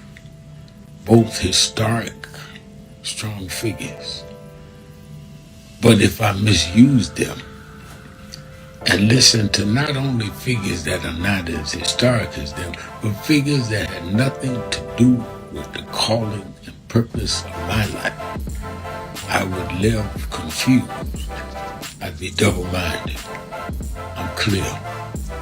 And what I want you to do is be clear. Clear on who you are, why you are. And a lot of that will Keeping it real. Keeping it real. Exposed to keeping it real. I am your host, Reverend Al Sharpton, and we're back. 1-877-532-5797. 1-877-532-5797. Or give me a message on the message board, and you can go to the message board at nationalactionnetwork.net. Let me remind you, got some special things I'm hooking up for this Saturday and Sunday on Politics Nation with Al Sharpton. Certainly I'm going to highlight Black Music History Month. Got a couple of surprises there. I'm going to also deal with the outcome of these primaries and where we're going. Where is the Iran war really going to go? What is it going to cost us? How do we deal with affordability? All of that and more on Politics Nation with Al Sharpton. 5 p.m. Eastern Time on MS Now. Don't miss it. Tell all your friends. I'll be live both days. You that are in the New York, Connecticut, New Jersey area, if you're just visiting, meet me and beat me to the Saturday Action Rally in Harlem at our temporary location, Mother AME Zion Church, 137th between 7th and Lenox. And, of course, you know many of you have helped, still helping, or intend to help us with our new headquarters. It is just waiting on the inspectors to be finished, and we're ready to open up in the next week or two on our Saturday rally. Staff is moving in early next week. Some are already there. I'm so proud, National Action Network, owning a house and many of you owning a building, and many of you are contributing to be part of it. And, of course, you that are interested can do so at nationalactionnetwork.net and say it's for the building fund. I've asked 100,000 people to send $500, and a lot of people have responded. What you can't do, 500, do what you can. But I want a place in Harlem that will always stand for justice that we own and operate as an organization. Then I want to encourage you to be a part of organizing for the August 28th march. Everybody's saying, wait a minute, ain't nobody doing nothing. Well, what's the last march you've been to? We need to show our strength. They're showing their strength. Franklin Graham, Billy Graham's son, and them just had a big march and rally on the lawn in Washington. Why? Because that's where the Supreme Court is. That's where Congress is. We've had some good rallies around the country, Mississippi, Montgomery. We need to do it right in Washington where them and their staff and their family is. August 28th is the anniversary of the original March on Washington. We're going that day. And you need to sign up and say, Remal, you right, I'm going. What's the bus near me? Or I can organize a bus, can you help me? Or whatever it is you need to know, sign up at nationalactionnetwork.net. And let's really show our outrage and standing up against this redistricting, standing up for the extension of the Affordable Care Act, standing up against what is going on with affordability. Make sure you're there. Let me say again by way of announcements, I said it before, I'll repeat it. I will be in Virginia tomorrow preaching for the Hampton Ministers Conference, big national conference they do in Virginia every year at Hampton University is the campus they do it at. I'll be there tomorrow morning at 11, preaching the morning service there. And then I will be in Chicago on Friday morning at the Rainbow Push headquarters, 930 East 50th Street. 930 East 50th Street. I'll be keynoting the morning sessions, the Rainbow Push Conference. I'll be in Chicago to speak on the first conference since Reverend Jackson's death. And I'm honored that Yusef, who is his youngest son and run the organization, invited me to come keynote Friday morning, 9:30 sharp. All of our friends from Chicago meet me at the Push headquarters, 9:30 Friday morning. You that listen to the show, come meet me. Let me meet you and tell me this is the voice, the face behind the voice. I'll be at Rainbow Push this Friday, day after tomorrow.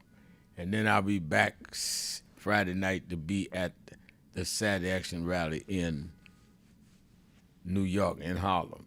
Now, if I can do Virginia, Hampton, Virginia, and Chicago and Harlem in 3 days, done my TV and radio. I did Morning Joe twice this week. I'm running around, and you ain't got off the couch. Ought to be ashamed of yourself. Let's go to Ron in Maryland. Ron, you're keeping it real with Al Sharpton. Good afternoon, Reverend Sharpton, and good old afternoon to WOL community and your listening audience. Thank you. Rev, I first want to open up with going back and tell my age. I got to go back to first James Brown, #1, said, "Loud, I'm black and I'm proud." When we was kids, that meant a lot to us. Right. That's then right. we had Sam Cooke.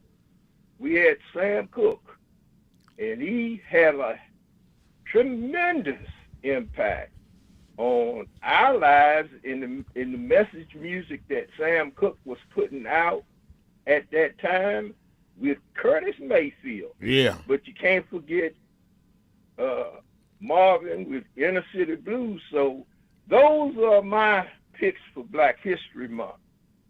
Reverend Sharpton, first let me give my congratulations for you just being consistent, because being consistent is a difficult thing to do, especially as you said, when you are black and you are in the public domain. But Reverend Sharpton, I like to talk about an organization that gets little or no conversation in our community, and it's called the PJM. And the PJM, Reverend Sharpton, is the regulatory entity that controls our electricity. The PJM is an interconnection, which is an organization responsible for operating electricity and supplying power to 67 million ratepayers in 13 states in the District of Columbia. Wow. And looking at historic statements, June 1 not only marks Rosewood in Tulsa, Oklahoma, but June 1 of this year, Reverend Sharpton, marks the highest rate hike for electricity ratepayers in the history of the PJM.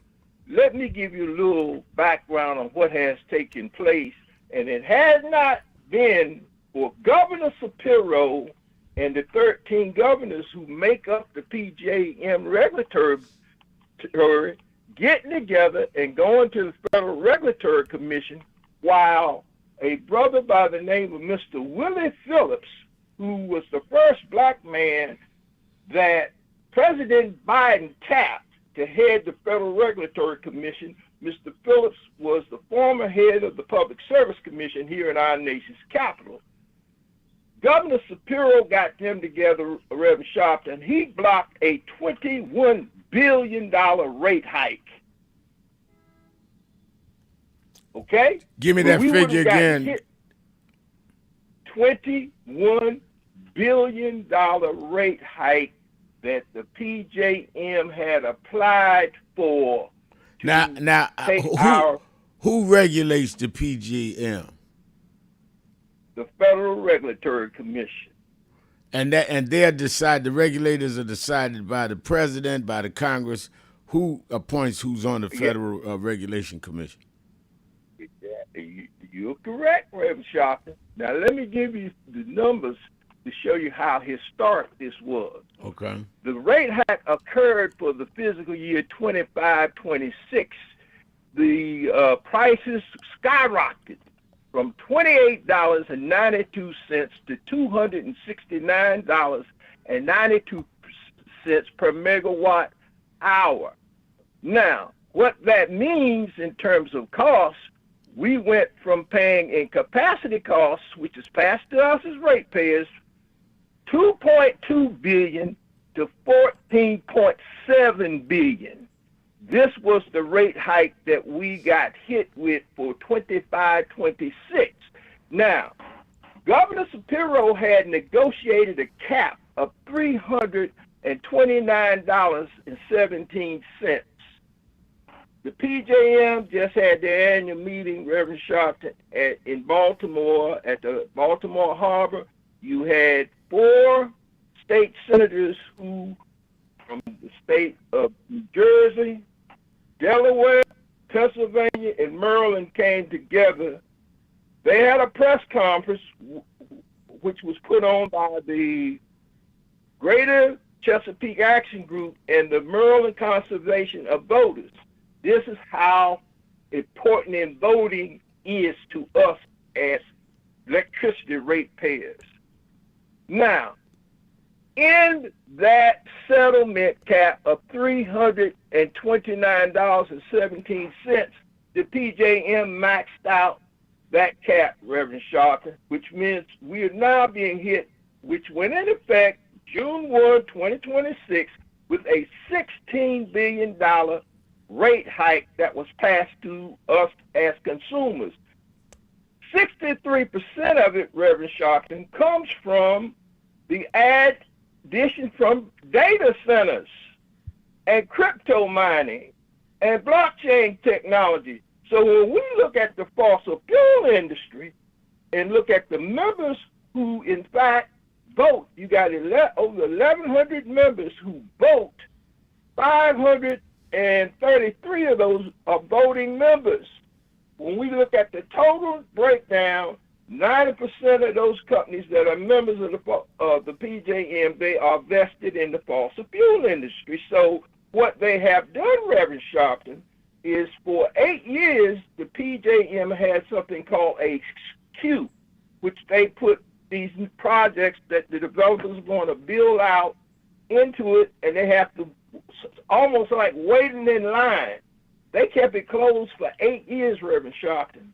That created tremendous pressures and volatile costs for us as consumers. Not until Governor Shapiro and the governors filed that lawsuit did they pull that cap off in January of 2025. Now we're faced with this, Reverend Sharpton. We have 811 projects, wind, solar, and battery storage, setting in that queue.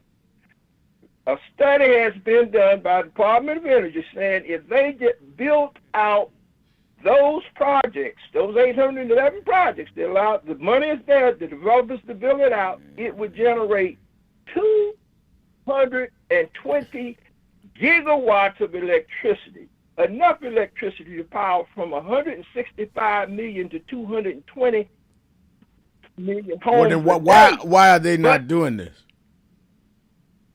They not doing it because when you put these green electrons on the grid for renewable energy projects, it brings down the energy cost for everybody, Reverend Sharpton. Well, that's why we need to put in office people.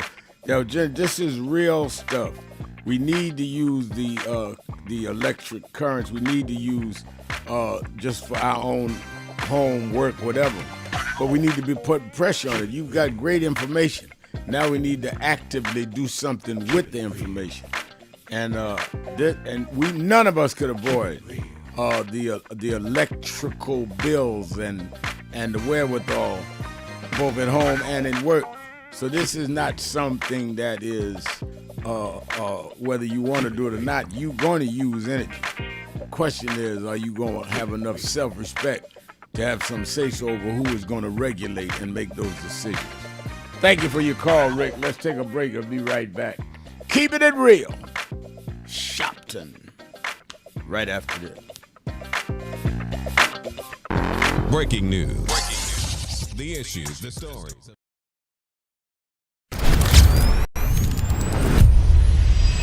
This organization has been on the front line. People ask me, why do families call us? Because we never leave them.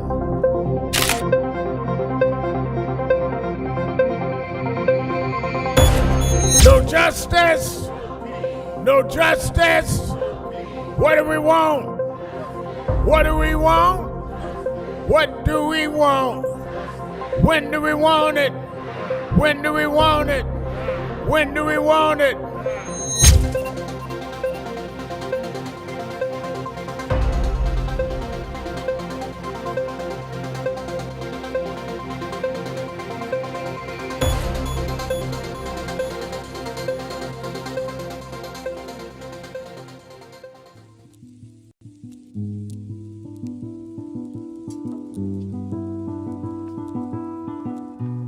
I had a thought this morning that I want to share with you about mentorship. I am able to do a lot of what I do because I had great mentors, but there are correct ways and incorrect ways to mentor people, in my opinion. I was mentored as a boy preacher by Bishop F.D. Washington, one of the great Pentecostal preachers of his time. Then Reverend William Jones, who became my pastor after Bishop Washington died, who was unquestionably in the top 5 black church ministers, theologians. Reverend Jesse Jackson, who I started my activism under his leadership, he and Reverend Jones. And I learned politics directly as a youth director from Shirley Chisholm. So even though I didn't finish college, I had the most unique education in the world from being exposed to giants. But the one thing I learned is as I grew older and people started coming younger than me and wanted me to teach and mentor them, the magic of the mentors I had is they did not want me to be their clone. They wanted me to learn things from them and use my own gifts and talent in my own unique way and let me do things on my own, because they knew that if I flopped in some things, it would teach me with other things. They'll come and help me once I was down, but they were not going to have me avoid being down. And they were not going to impose themselves on me. Why am I saying that? Because too many mentors want clones. And too many mentees want their mentors to put them on a pedestal. Oh, so-and-so didn't do this for me. Oh, so-and-so didn't open doors for me. If they got to open doors for you, it may mean that they knew you weren't ready to go through those doors. Their job is to prepare you. Your job is to develop your own skills, your own unique ways. And I don't care if it's my daughters, who both have come into their home, or anyone else. I'm not a talent agent. I did not form National Action Network to give people their step up. I formed it to fight for justice for everybody. If talented people get in, it's my job to invest and give them a platform. It's their job to get on the platform and perform and show their ability. Sitting with me today in the office as I talk about is one of my mentees, Reverend Stephen Marshall. Now, Stephen, you just came around us when you were how old? 11 years old. 11 years old. You just turned 40 and now you're called to the ministry? Yes, sir. And what do you do in National Action Network? I formulate policies, lead in various regions, but most importantly, I senior advisor to you on all things from social justice strategies, politics, intergovernmental affairs, you name it, community organizing, all of that stuff. And I could go through scores of others. My daughters started Huddle. They got Huddles now, which is for young people to meet once a week all over the country. I just saw the video from the Las Vegas National Action Network chapter. Now, when you decided to preach, did I ever tell you to become a preacher? Not one time. Who called you to preach? The Lord. All right. And did I say go to this school or that school? No, sir. Did I open this door, that door? Did I tell you be ready when the doors open? Always be ready and prepared. And that's what I'm saying. Get you some young people than you that you can help along the way. But don't be their talent agent. Their talent must speak for themselves. And anybody that grumbles with you about so-and-so didn't do something for them, maybe it's because they didn't feel you were ready, or that they felt if they did it, you wouldn't do it on your own. But we all don't live forever. I want the next generation to speak of me, of National Action Network, and others, the way I speak of Reverend Jones and Bishop Washington and Shirley Chisholm and Reverend Jackson.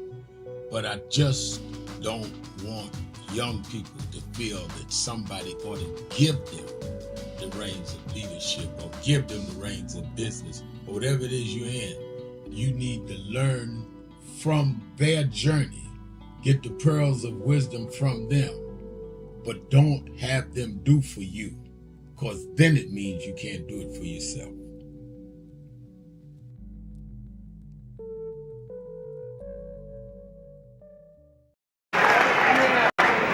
I remember I was 12 years old.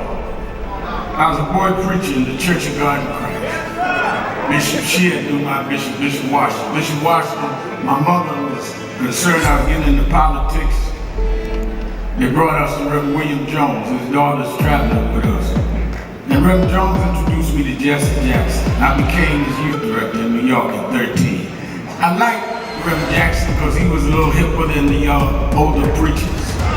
He was 27, I was 13 by the time I became youth director.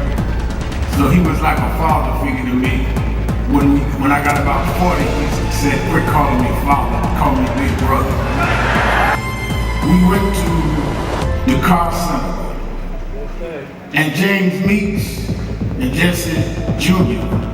and I had dinner with him that night. And that's where he said, Al, Meeks, Jesse Jr., y'all were my disciples. And we said, disciples. And for years we joked each other. I'd come in the room and Junior said, here's disciple number one. But discipleship meant you carried forth the vision. The next day, he took me on the ferry to Goree Island, Mrs. Jackson. On Goree Island, he showed me where the slave camps were. And I will never forget, he said, Al, you see what that artifact is? I said, what's that? He said, they call it the door of no return. When you go through that door, you either made it to America to slavery, or you died in the Atlantic. The door of no return. But I talked to him about 3 years ago. And I reminded him, I said, remember when you brought me to the door of no return? He said, yeah. I said, well, we did return. We returned the President of the United States, Barack Obama. We returned the Vice President, Kamala Harris. We returned with businessmen. They thought they sent us as slaves. We came back as global liberators. The problem is that too many of us did not join the movements that sponsored us. And there was a breakout in 2024 called Negro Amnesia, where you forgot where you came from and forgot how you got where you got. Therefore, they're trying to take back everything you had.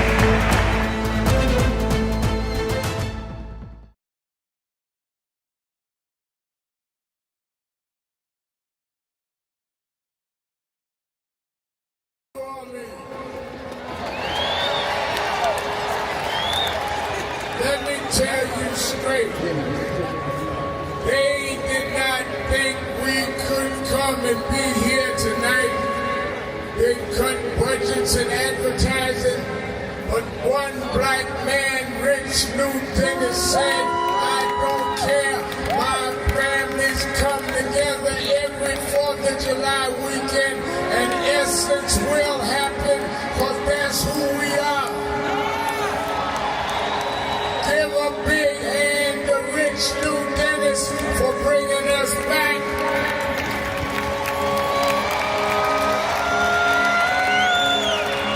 Why do we come? Because the essence of who we are is essential to what made this nation. We built this nation. We made this nation. We created it. Keeping it real. Dollars in this nation. I am your host, Reverend Al Sharpton, and we're back 1-877-532-5797, 1-877-532-5797, or you can go to the message board at nationalactionnetwork.net, and I just got a couple of text messages from some of our people in Chicago saying, I didn't know you was going to speak at the Push Conference. Yep, I'll be there day after tomorrow, Friday morning, 9:30 at 50th Street, Drexel. I'm looking for all my friends to be there. All right, let's go to the phones. Let's go to Metaverse and Mr. Wells. Mr. Wells, you're keeping it real with Al Sharpton. Good afternoon. Reverend Sharpton, I'm going to pivot here. I've got to deal with that, and I know we don't agree, but what has happened in Texas, and when you lecture black people, they don't like it. All right? But I'm going to weigh in here, and hopefully, do you know Charleston White, the internet personality? Have you ever met Charleston White? No, not that I know of, no. There's been this thing. The reason why I bring his name up, he's supposed to be over there with Nick Cannon doing Wild and Out here coming up sometime soon, and they tried to have Boozy over there with him, and little Boozy and Charleston haven't been getting along. The reason why I invoked the name of Charleston White is a certified mitigation specialist in the state of Texas. That is his expertise. Certified what? He's certified what? Anthony, you put a litigation specialist in litigation. Criminal proceedings like this young man right now got in 30. Mitigation. This is the sentencing aspect. After there's been a conversation. Oh, the mitigated case. He's a certified mitigation specialist. Gotcha. Yeah, and this is where we're trying to. And the next thing is that family, and it's not the family now. So we understand about this case. When the incident happened, he was 17. Wait a minute, just a second. Of last year. Tell people what case you're talking about. You said this case like everybody knows what case you're talking about. Carmelo Anthony case in Frisco, Texas. Right. It was a high school track meet, and there was a stabbing that resulted in death. Right.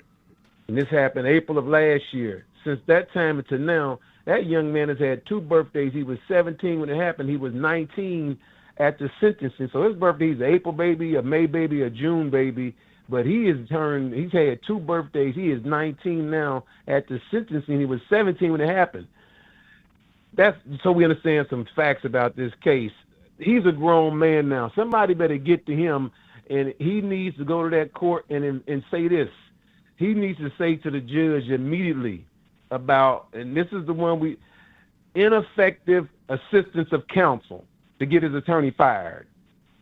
Ineffective assistance of counsel. Somebody need to call his mom, his daddy. He needs to walk in that courtroom the next day and say, Your Honor, ineffective assistance of counsel will get that attorney. He's had 2 attorneys. I've looked at this case and I've sort of been leaning back. The first gentleman, the one that did his case up there, he was in court, is named Mike Howard. I'm on his website right now. I don't see one place where Mike Howard has any specialty in delinquency prevention and juvenile justice. They made him an adult because the young man died. When it happened, he was clearly an adolescent. That's delinquency prevention, juvenile justice, the federal code. His initial attorney was Derek King Walpole. It was appointed by the court. So he had Derek King Walpole, Mike Howard. For some reason, Derek King Walpole fell off in the family, and he went and got this gentleman. I'm looking at Mike Howard was the one with the beard. He should go and invoke it. Ineffective assistance of counsel, get him off. Say, I need him off the case, Your Honor, and go back and redo. We can redo it now, but people, all this stuff, I hate white. Look, that's not what's happening now. Getting justice for this young man and unbundling. And just so people will know, it happened in Mr. Fallon's district. He's a Republican. Frisco County is in a Republican district. It's going federal now. And it's in that district, Reverend Al, it's 8 out of 10 and are black. In the city of Frisco, the numbers are somewhat higher. So people talk about, I don't want to work with Republicans or whatever, blah, blah, blah. you better find somebody and call Fallon and get it to go over now, because the people are not going to like this. You deal with the Trump administration now. If you want the DOJ to get involved with Blanche, y'all not going to like hearing this. To get Trump involved in this, to get justice for that young man is where this is headed. This is where this is headed. To get justice for him, you're going to have to go federal. Todd Blanche can get involved and say, look, that young man said ineffective assistance of counsel. We're going to bring that case over here on the federal side and unbundle that case. Folks not going to want to hear that conversation, because that's where it is now. Because well, let me ask you a question. Let's ask a question. He was tried in state court. What's that? And you say ineffective counsel, which most people that are supporting him saying that he had an all-white jury, wasn't treated fair. What is the federal statute that Todd Blanche could come in on if he was so inclined? He was 17 years old when it happened. That's not a federal statute. That's juvenile justice. The code. According to what code? That is juvenile. There's the federal statute. Listen, I've discussed office of delinquency prevention and juvenile justice. This is just some of what I've read. I know for a fact he was 17. But I know for a fact he was 17. But I know for a fact that this Justice Department under Trump is not adhering to cases on juvenile justice. There's no federal mandate on it, and it's optional with the Attorney General, and this Attorney General is not inclined to do that. Look, you got a relationship with the man in the White House. I don't have a relationship with Donald Trump, and I fight like cats and dogs. He certainly wouldn't do it for me. But I'm talking about based on the law. I don't see how they do that. If you get on the phone and quote what I just quoted to you and say, now look here, the young man was wrong. Whoever gassed up the family, because what we're hearing now, I'm reading, there was a plea agreement, and he wouldn't take it. Right. Look, that young man is 17. He was 17. So look, ineffective assistance of counsel. He needs, because it's his case now. He's an adult. His parents can't speak to him. He needs to walk in that courtroom and say, Your Honor, ineffective assistance of counsel. I was an adolescent. I'm too young for this.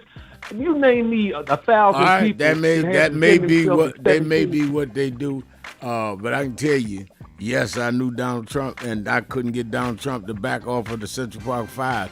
There's no anything else. So I'm not going to delude myself. And I've not talked to the family of Carmela Anthony.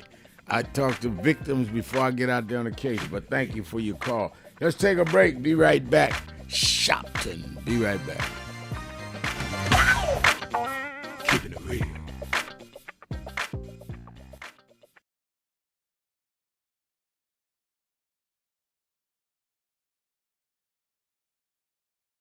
Some of you forget where you come from and forget how you got there and act like you got there because you were qualified or that you had a good resume. But some of us had to pay a price for your resume to even be read. Some of us had to take nights in jails and licks upside the head or shut out of boardrooms like Byron so you could walk down red carpets and act like you got there by yourself.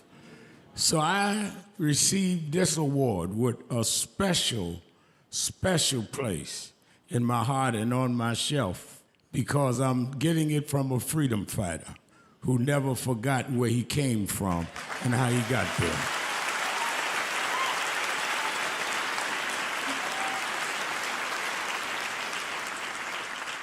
Yes, we've come a long way. We've had now a black president and now a black vice president. But we still can get shot down and have to march to get a case in court. We still can get shut out of boardrooms. We're still doubly unemployed in a good economy. So we're going to have to keep marching. And I thank not only my family, a mother that raised me by herself, but I thank that lady at the end of the march that knows she won't be on TV that night and knows her name will never be in the paper, but she believed in me enough to get at the end of the line and make me look good. Because Dr. King used to say, if you call a march and no one shows up, you just going for a walk. And I want to thank those that marched with me. 32 years ago, here in Los Angeles, we marched. And then many years later, with George Floyd and others, we're still marching. And I'm going to keep marching. I'm going to keep agitating. And I'm going to keep going.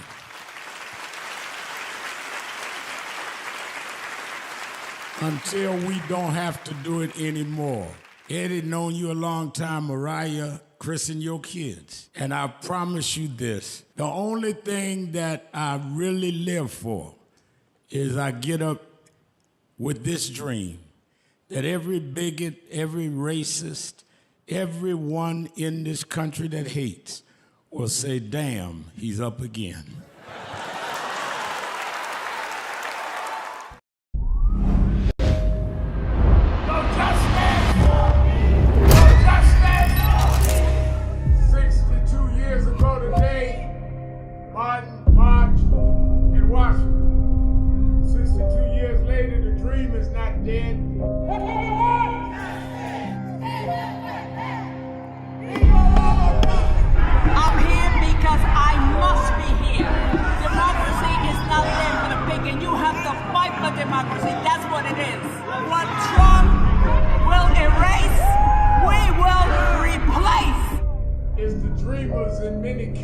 Have reversed and tried to turn it into a nightmare. We come to Wall Street rather than Washington this year to let them know you can try to turn back the clock, but you can't turn back time. We gonna keep the dream alive on Wall Street.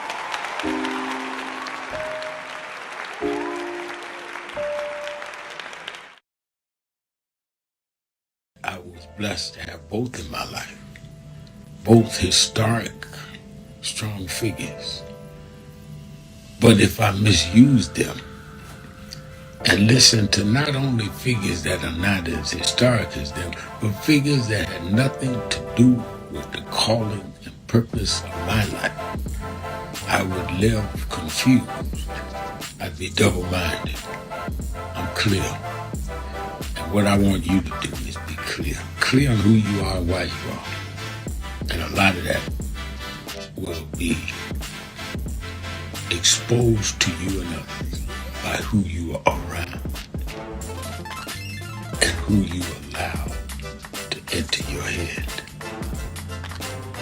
Keep people at a distance that only have a distant and unclear vision of who you are and who you are supposed to be.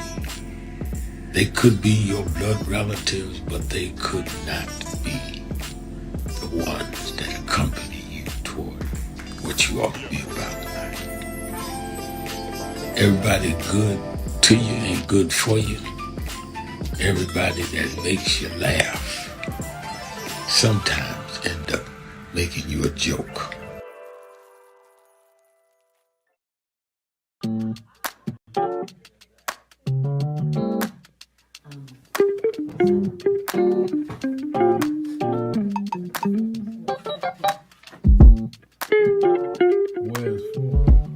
I see I'm in today's New York Times word puzzle,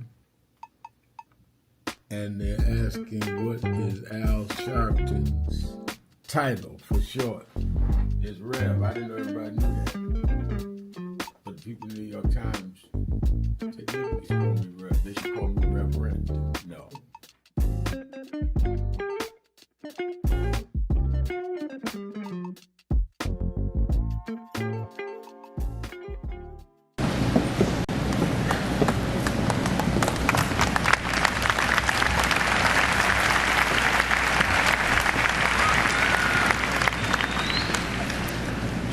All over the world today, people are gathered in love vigils to celebrate the life of a man that taught the world how to love.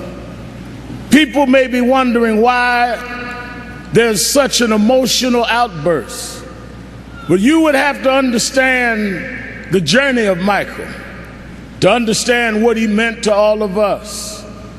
For these that sit here as the Jackson family, a mother and father with 9 children that rose from a working class family in Gary, Indiana. They had nothing but a dream. No one believed in those days that these kind of dreams could come true. But they kept on believing, and Michael never let the world turn him around from his dreams. I first met Michael around 1970, Black Expo, Chicago, Illinois, Reverend Jesse Jackson, who stood by this family till now. And from that day as a cute kid to this moment, he never gave up dreaming. It was that dream that changed culture all over the world. When Michael started, it was a different world. But because Michael kept going, because he didn't accept limitations, because he refused to let people decide his boundaries, he opened up the whole world. In the music world, he put on one glove, pulled his pants up, and broke down the color curtain, where now our videos are shown and magazines put us on the cover. It was Michael Jackson that brought blacks and whites and Asians and Latinos together. It was Michael Jackson that made us sing "We Are the World" and feed the hungry long before Live Aid.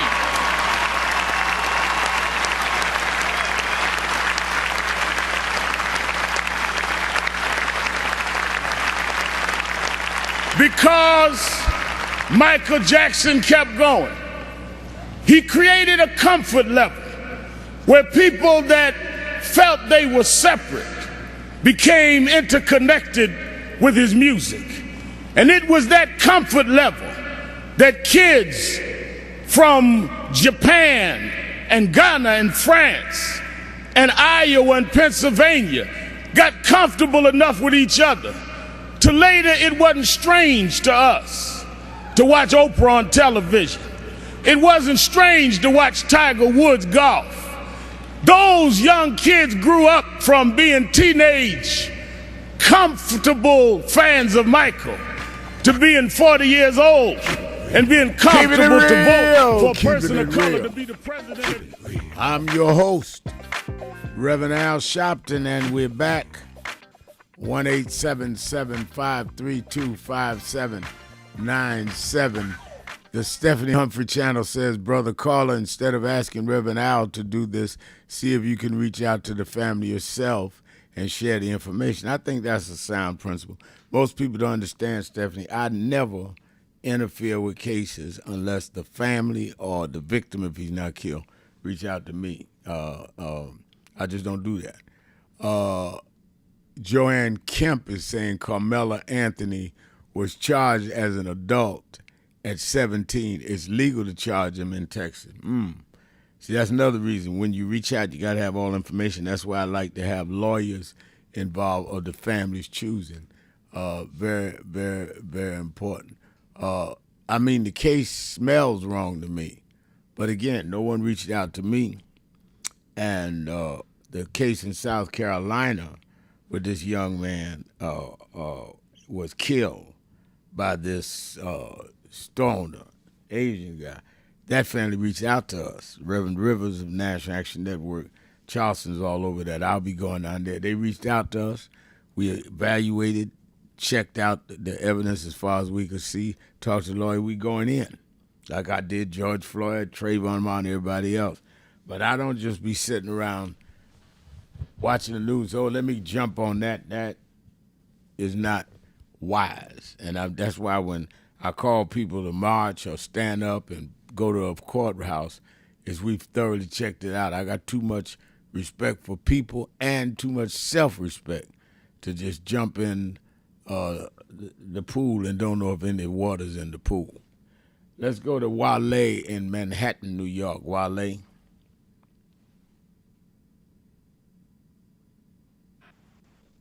How are you, my shepherd? I'm doing good. How you doing?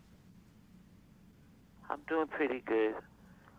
First of all, I want to make it clear to you that I would never, Al, insinuate or imply that you're not doing anything. I was just at Huddle Monday. I go to my Huddle every Monday.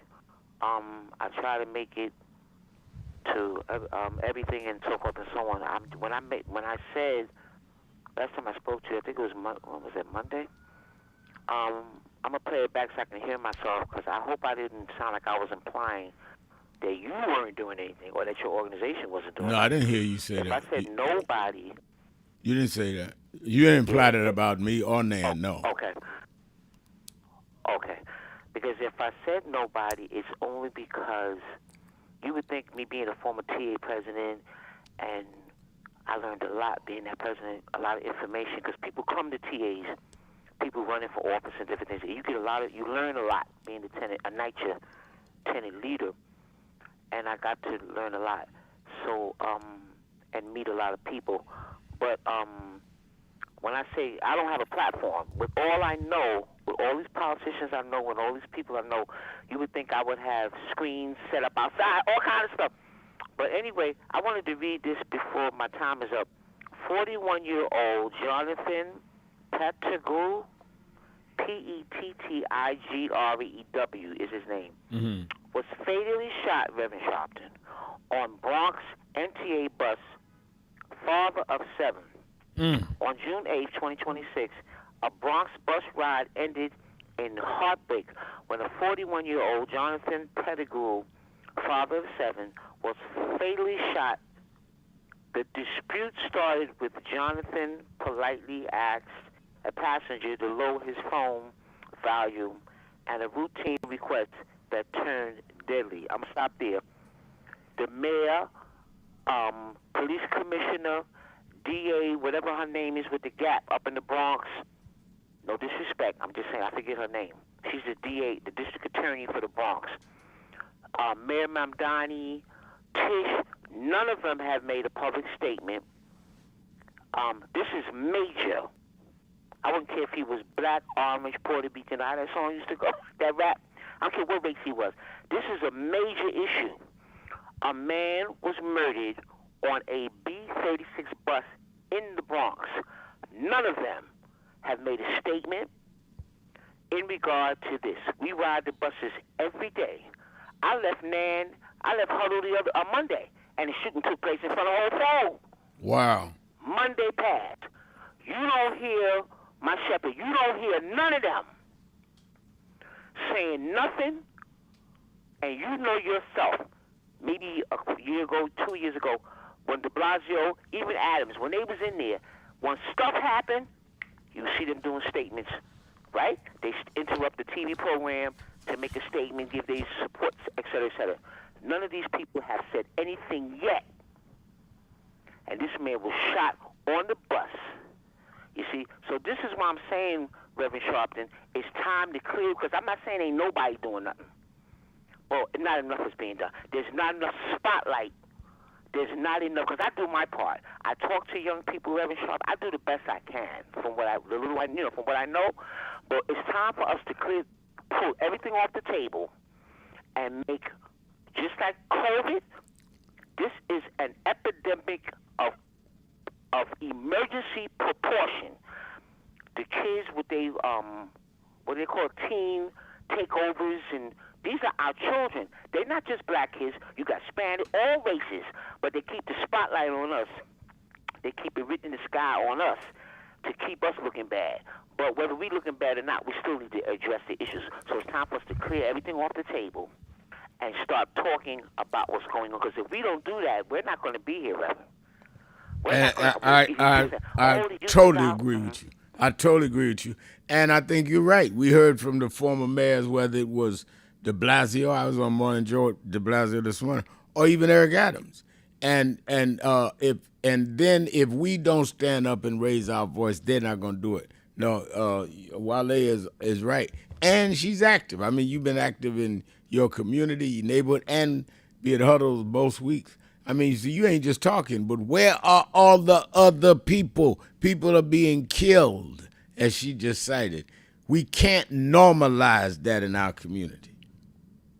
Thank you, Wale. That was good. I like that. Thank you. Let me go to yes. Let me take a break, and we'll be right back. Keeping it real. Sharpton. Be right back.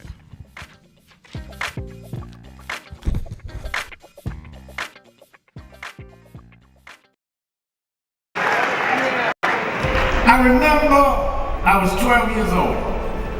I was a boy preacher in the Church of God in Christ. Bishop Shear knew my bishop, Bishop Washington. Bishop Washington, my mother was concerned I was getting into politics. They brought us to Reverend William Jones. His daughter's traveling with us.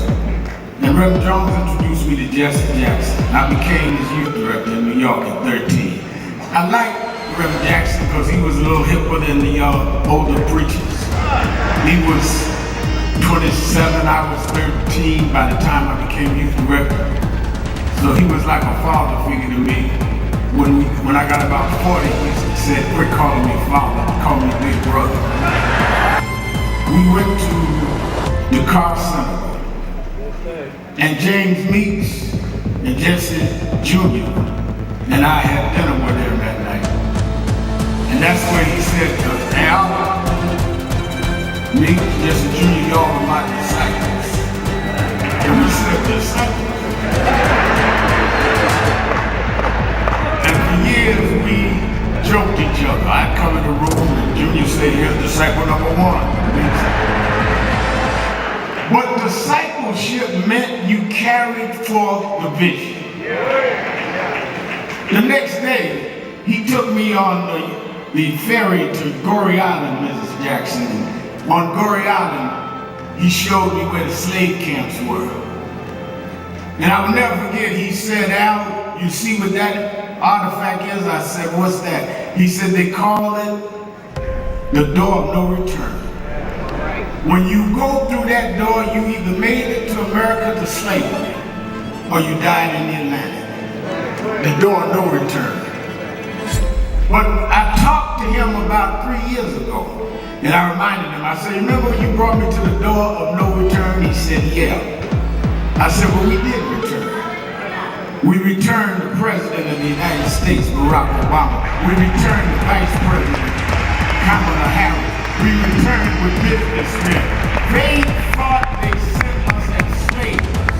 We came back as global liberators. The problem is that too many of us did not join the movements that sponsored us. And there was a breakout in 2024 called Negro Amnesia, where you forgot where you came from and forgot how you got where you got. Therefore, they're trying to take back everything you had.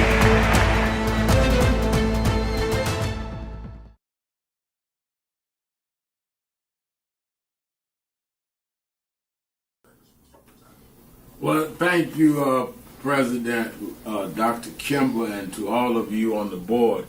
I wanted to personally make this appeal from National Action Network and Martin Luther King III and Andrea Waters King, that we've been moving around the country organizing to deal with the question of redistricting when they have used the Supreme Court now to redraw lines that will in many ways break up majority black voting districts.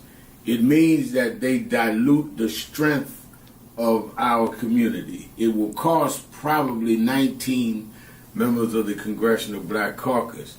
But as important, if not more important, it will not address the needs of those constituents because they don't have a block vote to say we're going to put in somebody that wants to do what is right for us or not.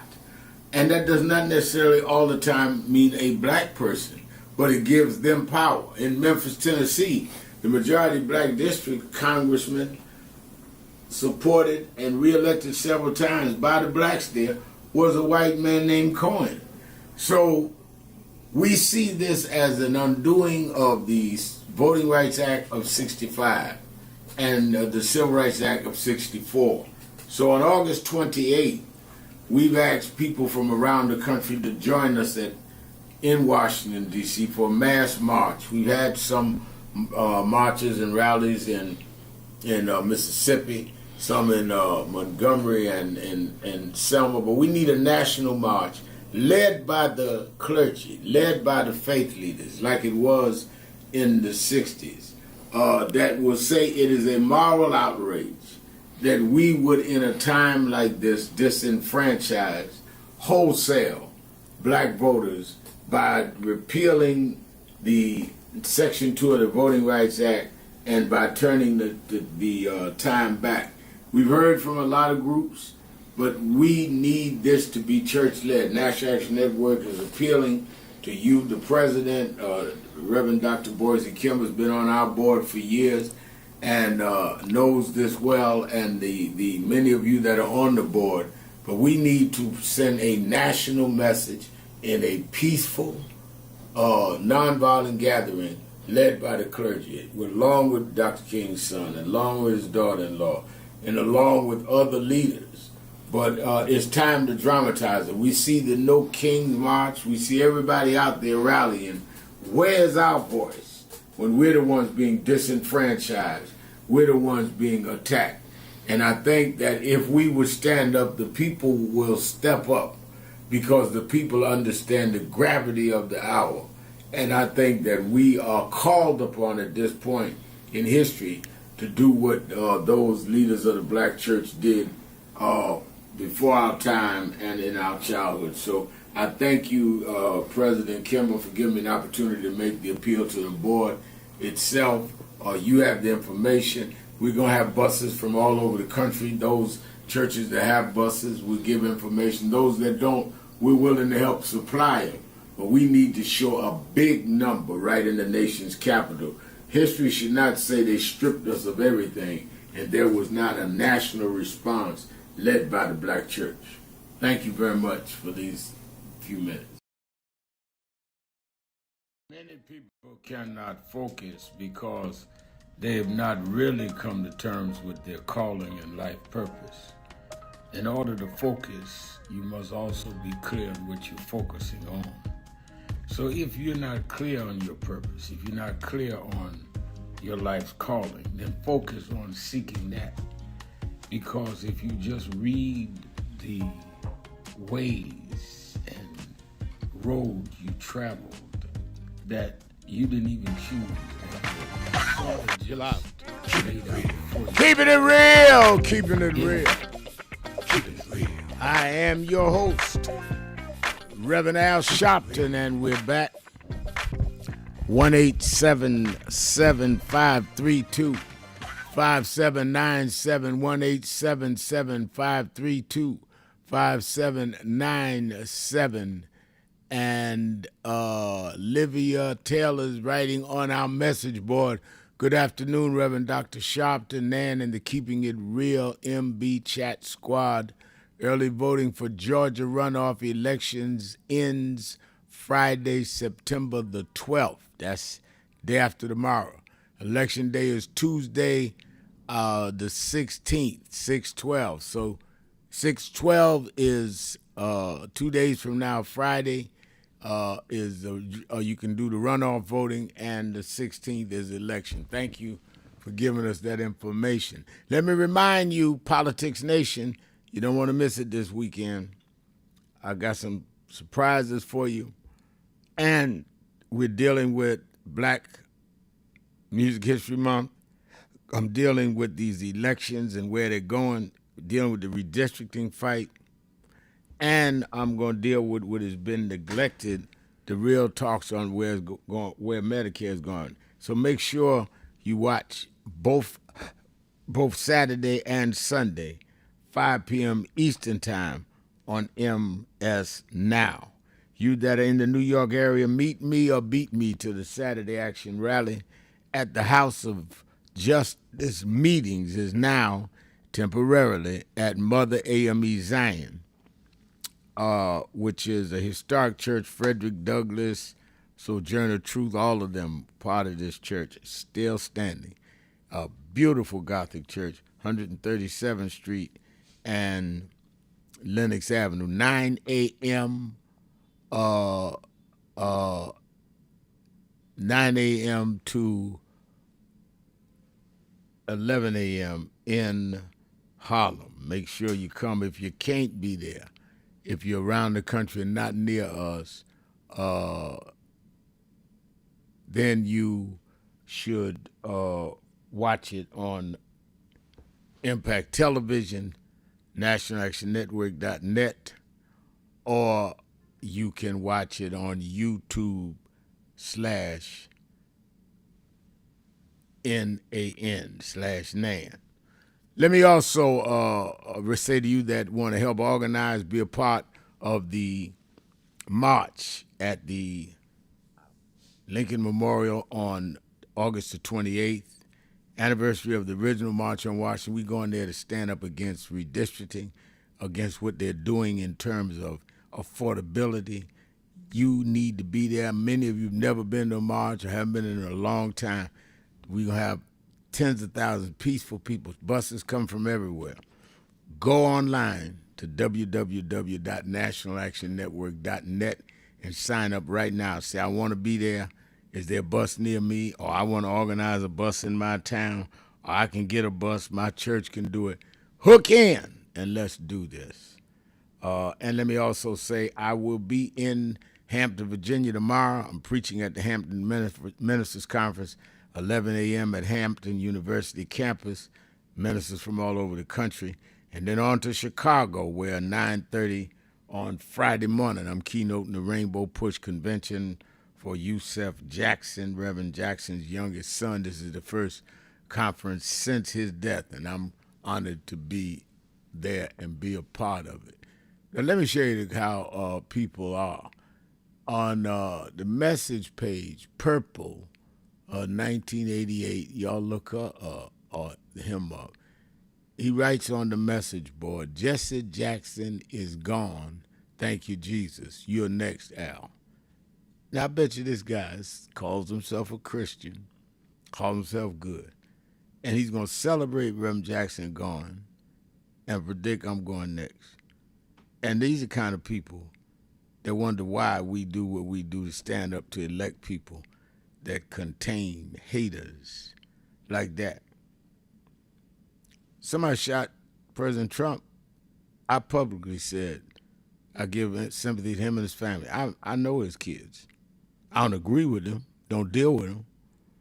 But anytime you're that low that you want to celebrate somebody's death, Purple, it says more about you than the people. And I read that so people know. And we get this kind of hate stuff every day. I've been stabbed one time. It ain't all talk. If you're going to stand up for something, there are going to be people that hate you. But you stand up anyhow, because that's what you're going to do. And Reverend Jackson lived 84 years, and he changed this country. I don't know what you call yourself changing purple, but you are a tortured, sad person. I feel sorry for you. All right, let's go to the phones. Let's go to Yessie in Atlanta, Georgia. Yessie. General Sharpton, I'm glad you're doing well. I'm feeling good. I'm feeling good. That individual, I'm gonna alleviate some of that hate off you, Rev. Say that let's hope this person just didn't know how to word their frustration over being maybe on a different side of hope you are. And I don't mean that in a negative way towards the person, but I'm saying that for your benefit, opposed to the demise of the other person, in that was just read over the airwaves. And some people out there listening may be harboring hatred for those amongst us who do put up the political fight that is necessary and timely, because presently we don't have our own television stations. We don't have our own grocery stores. And if we didn't have the Reverend Dr. Al Sharpton and some few other brothers who have to put up with us calling them coons, I shouldn't say us because I don't call you that, Rev, but put up with their brothers and sisters who don't know anything about any part of the struggle, just hear rumors. And I'd like to alleviate that up off you, Rev, by saying, let that be. He was just confused and didn't know how to word something that he might not have studied well enough to understand. I'm heavy, Rev, because I'm reminded of Trayvon with this last brother who was shot in the back. Yeah. And additionally, to add insult to injury, a young man who was plainly defending himself was lynched. He was politically lynched. Take all of his opportunity to live life as a young man was taken. Now, I don't know all the facts to that particular case. Yet, I'll say this: the makeup of those that are still exacting authority over us, and I think some people may feel that politics is yielding to that authority that we don't feel is justifiably placed on our land or justifiably placed against us as slaves who shouldn't be permanently subject to our slavery. Yet, something dawned on me, Rev, because of your Action Network. You bring people together in the real time of dealing with things. Now, I don't know exactly what type of things you deal with the Action Network. I don't know if you have gardens growing. I don't know if you have schools going or things of that nature. But what I can tell from here is if they were to begin, they would begin from someplace near where you're presently operating. Would I be incorrect? No, you'd be very correct.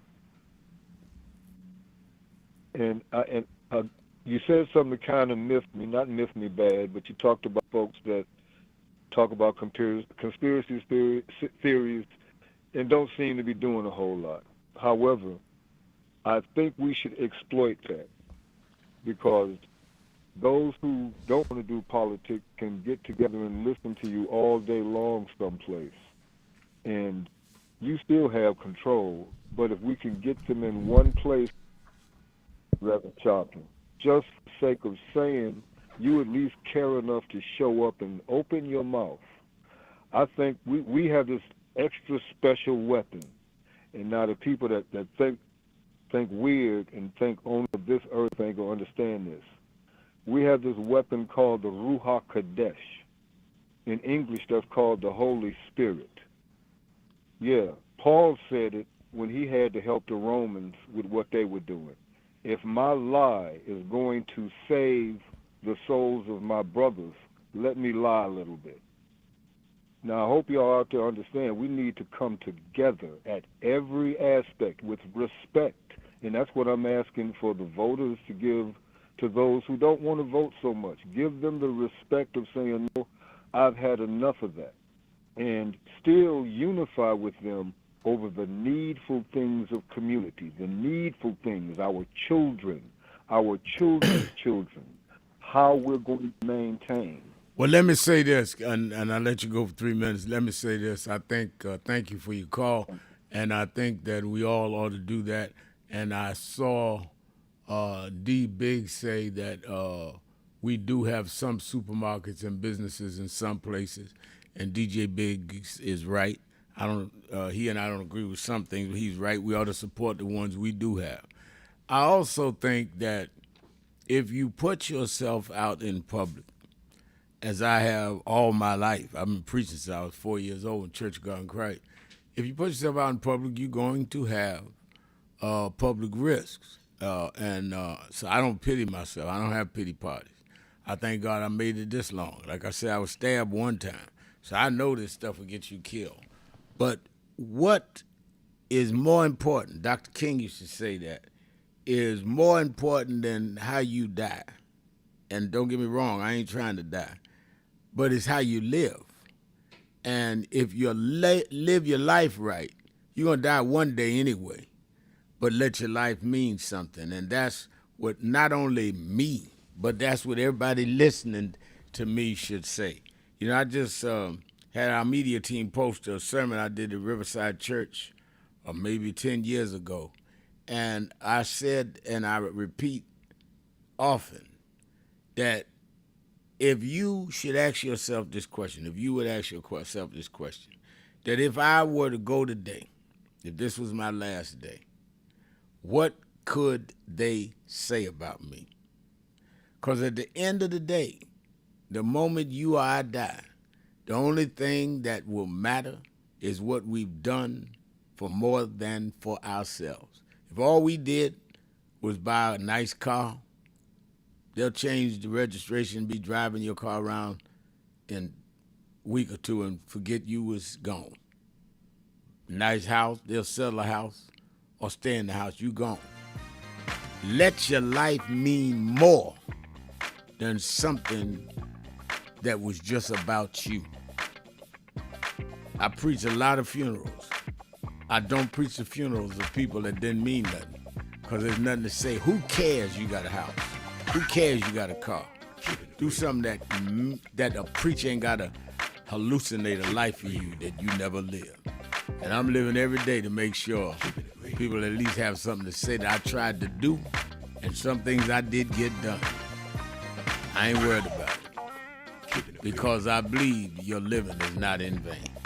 Let me just get ready to go. Let me thank all of you that called in, listened in, and wrote in.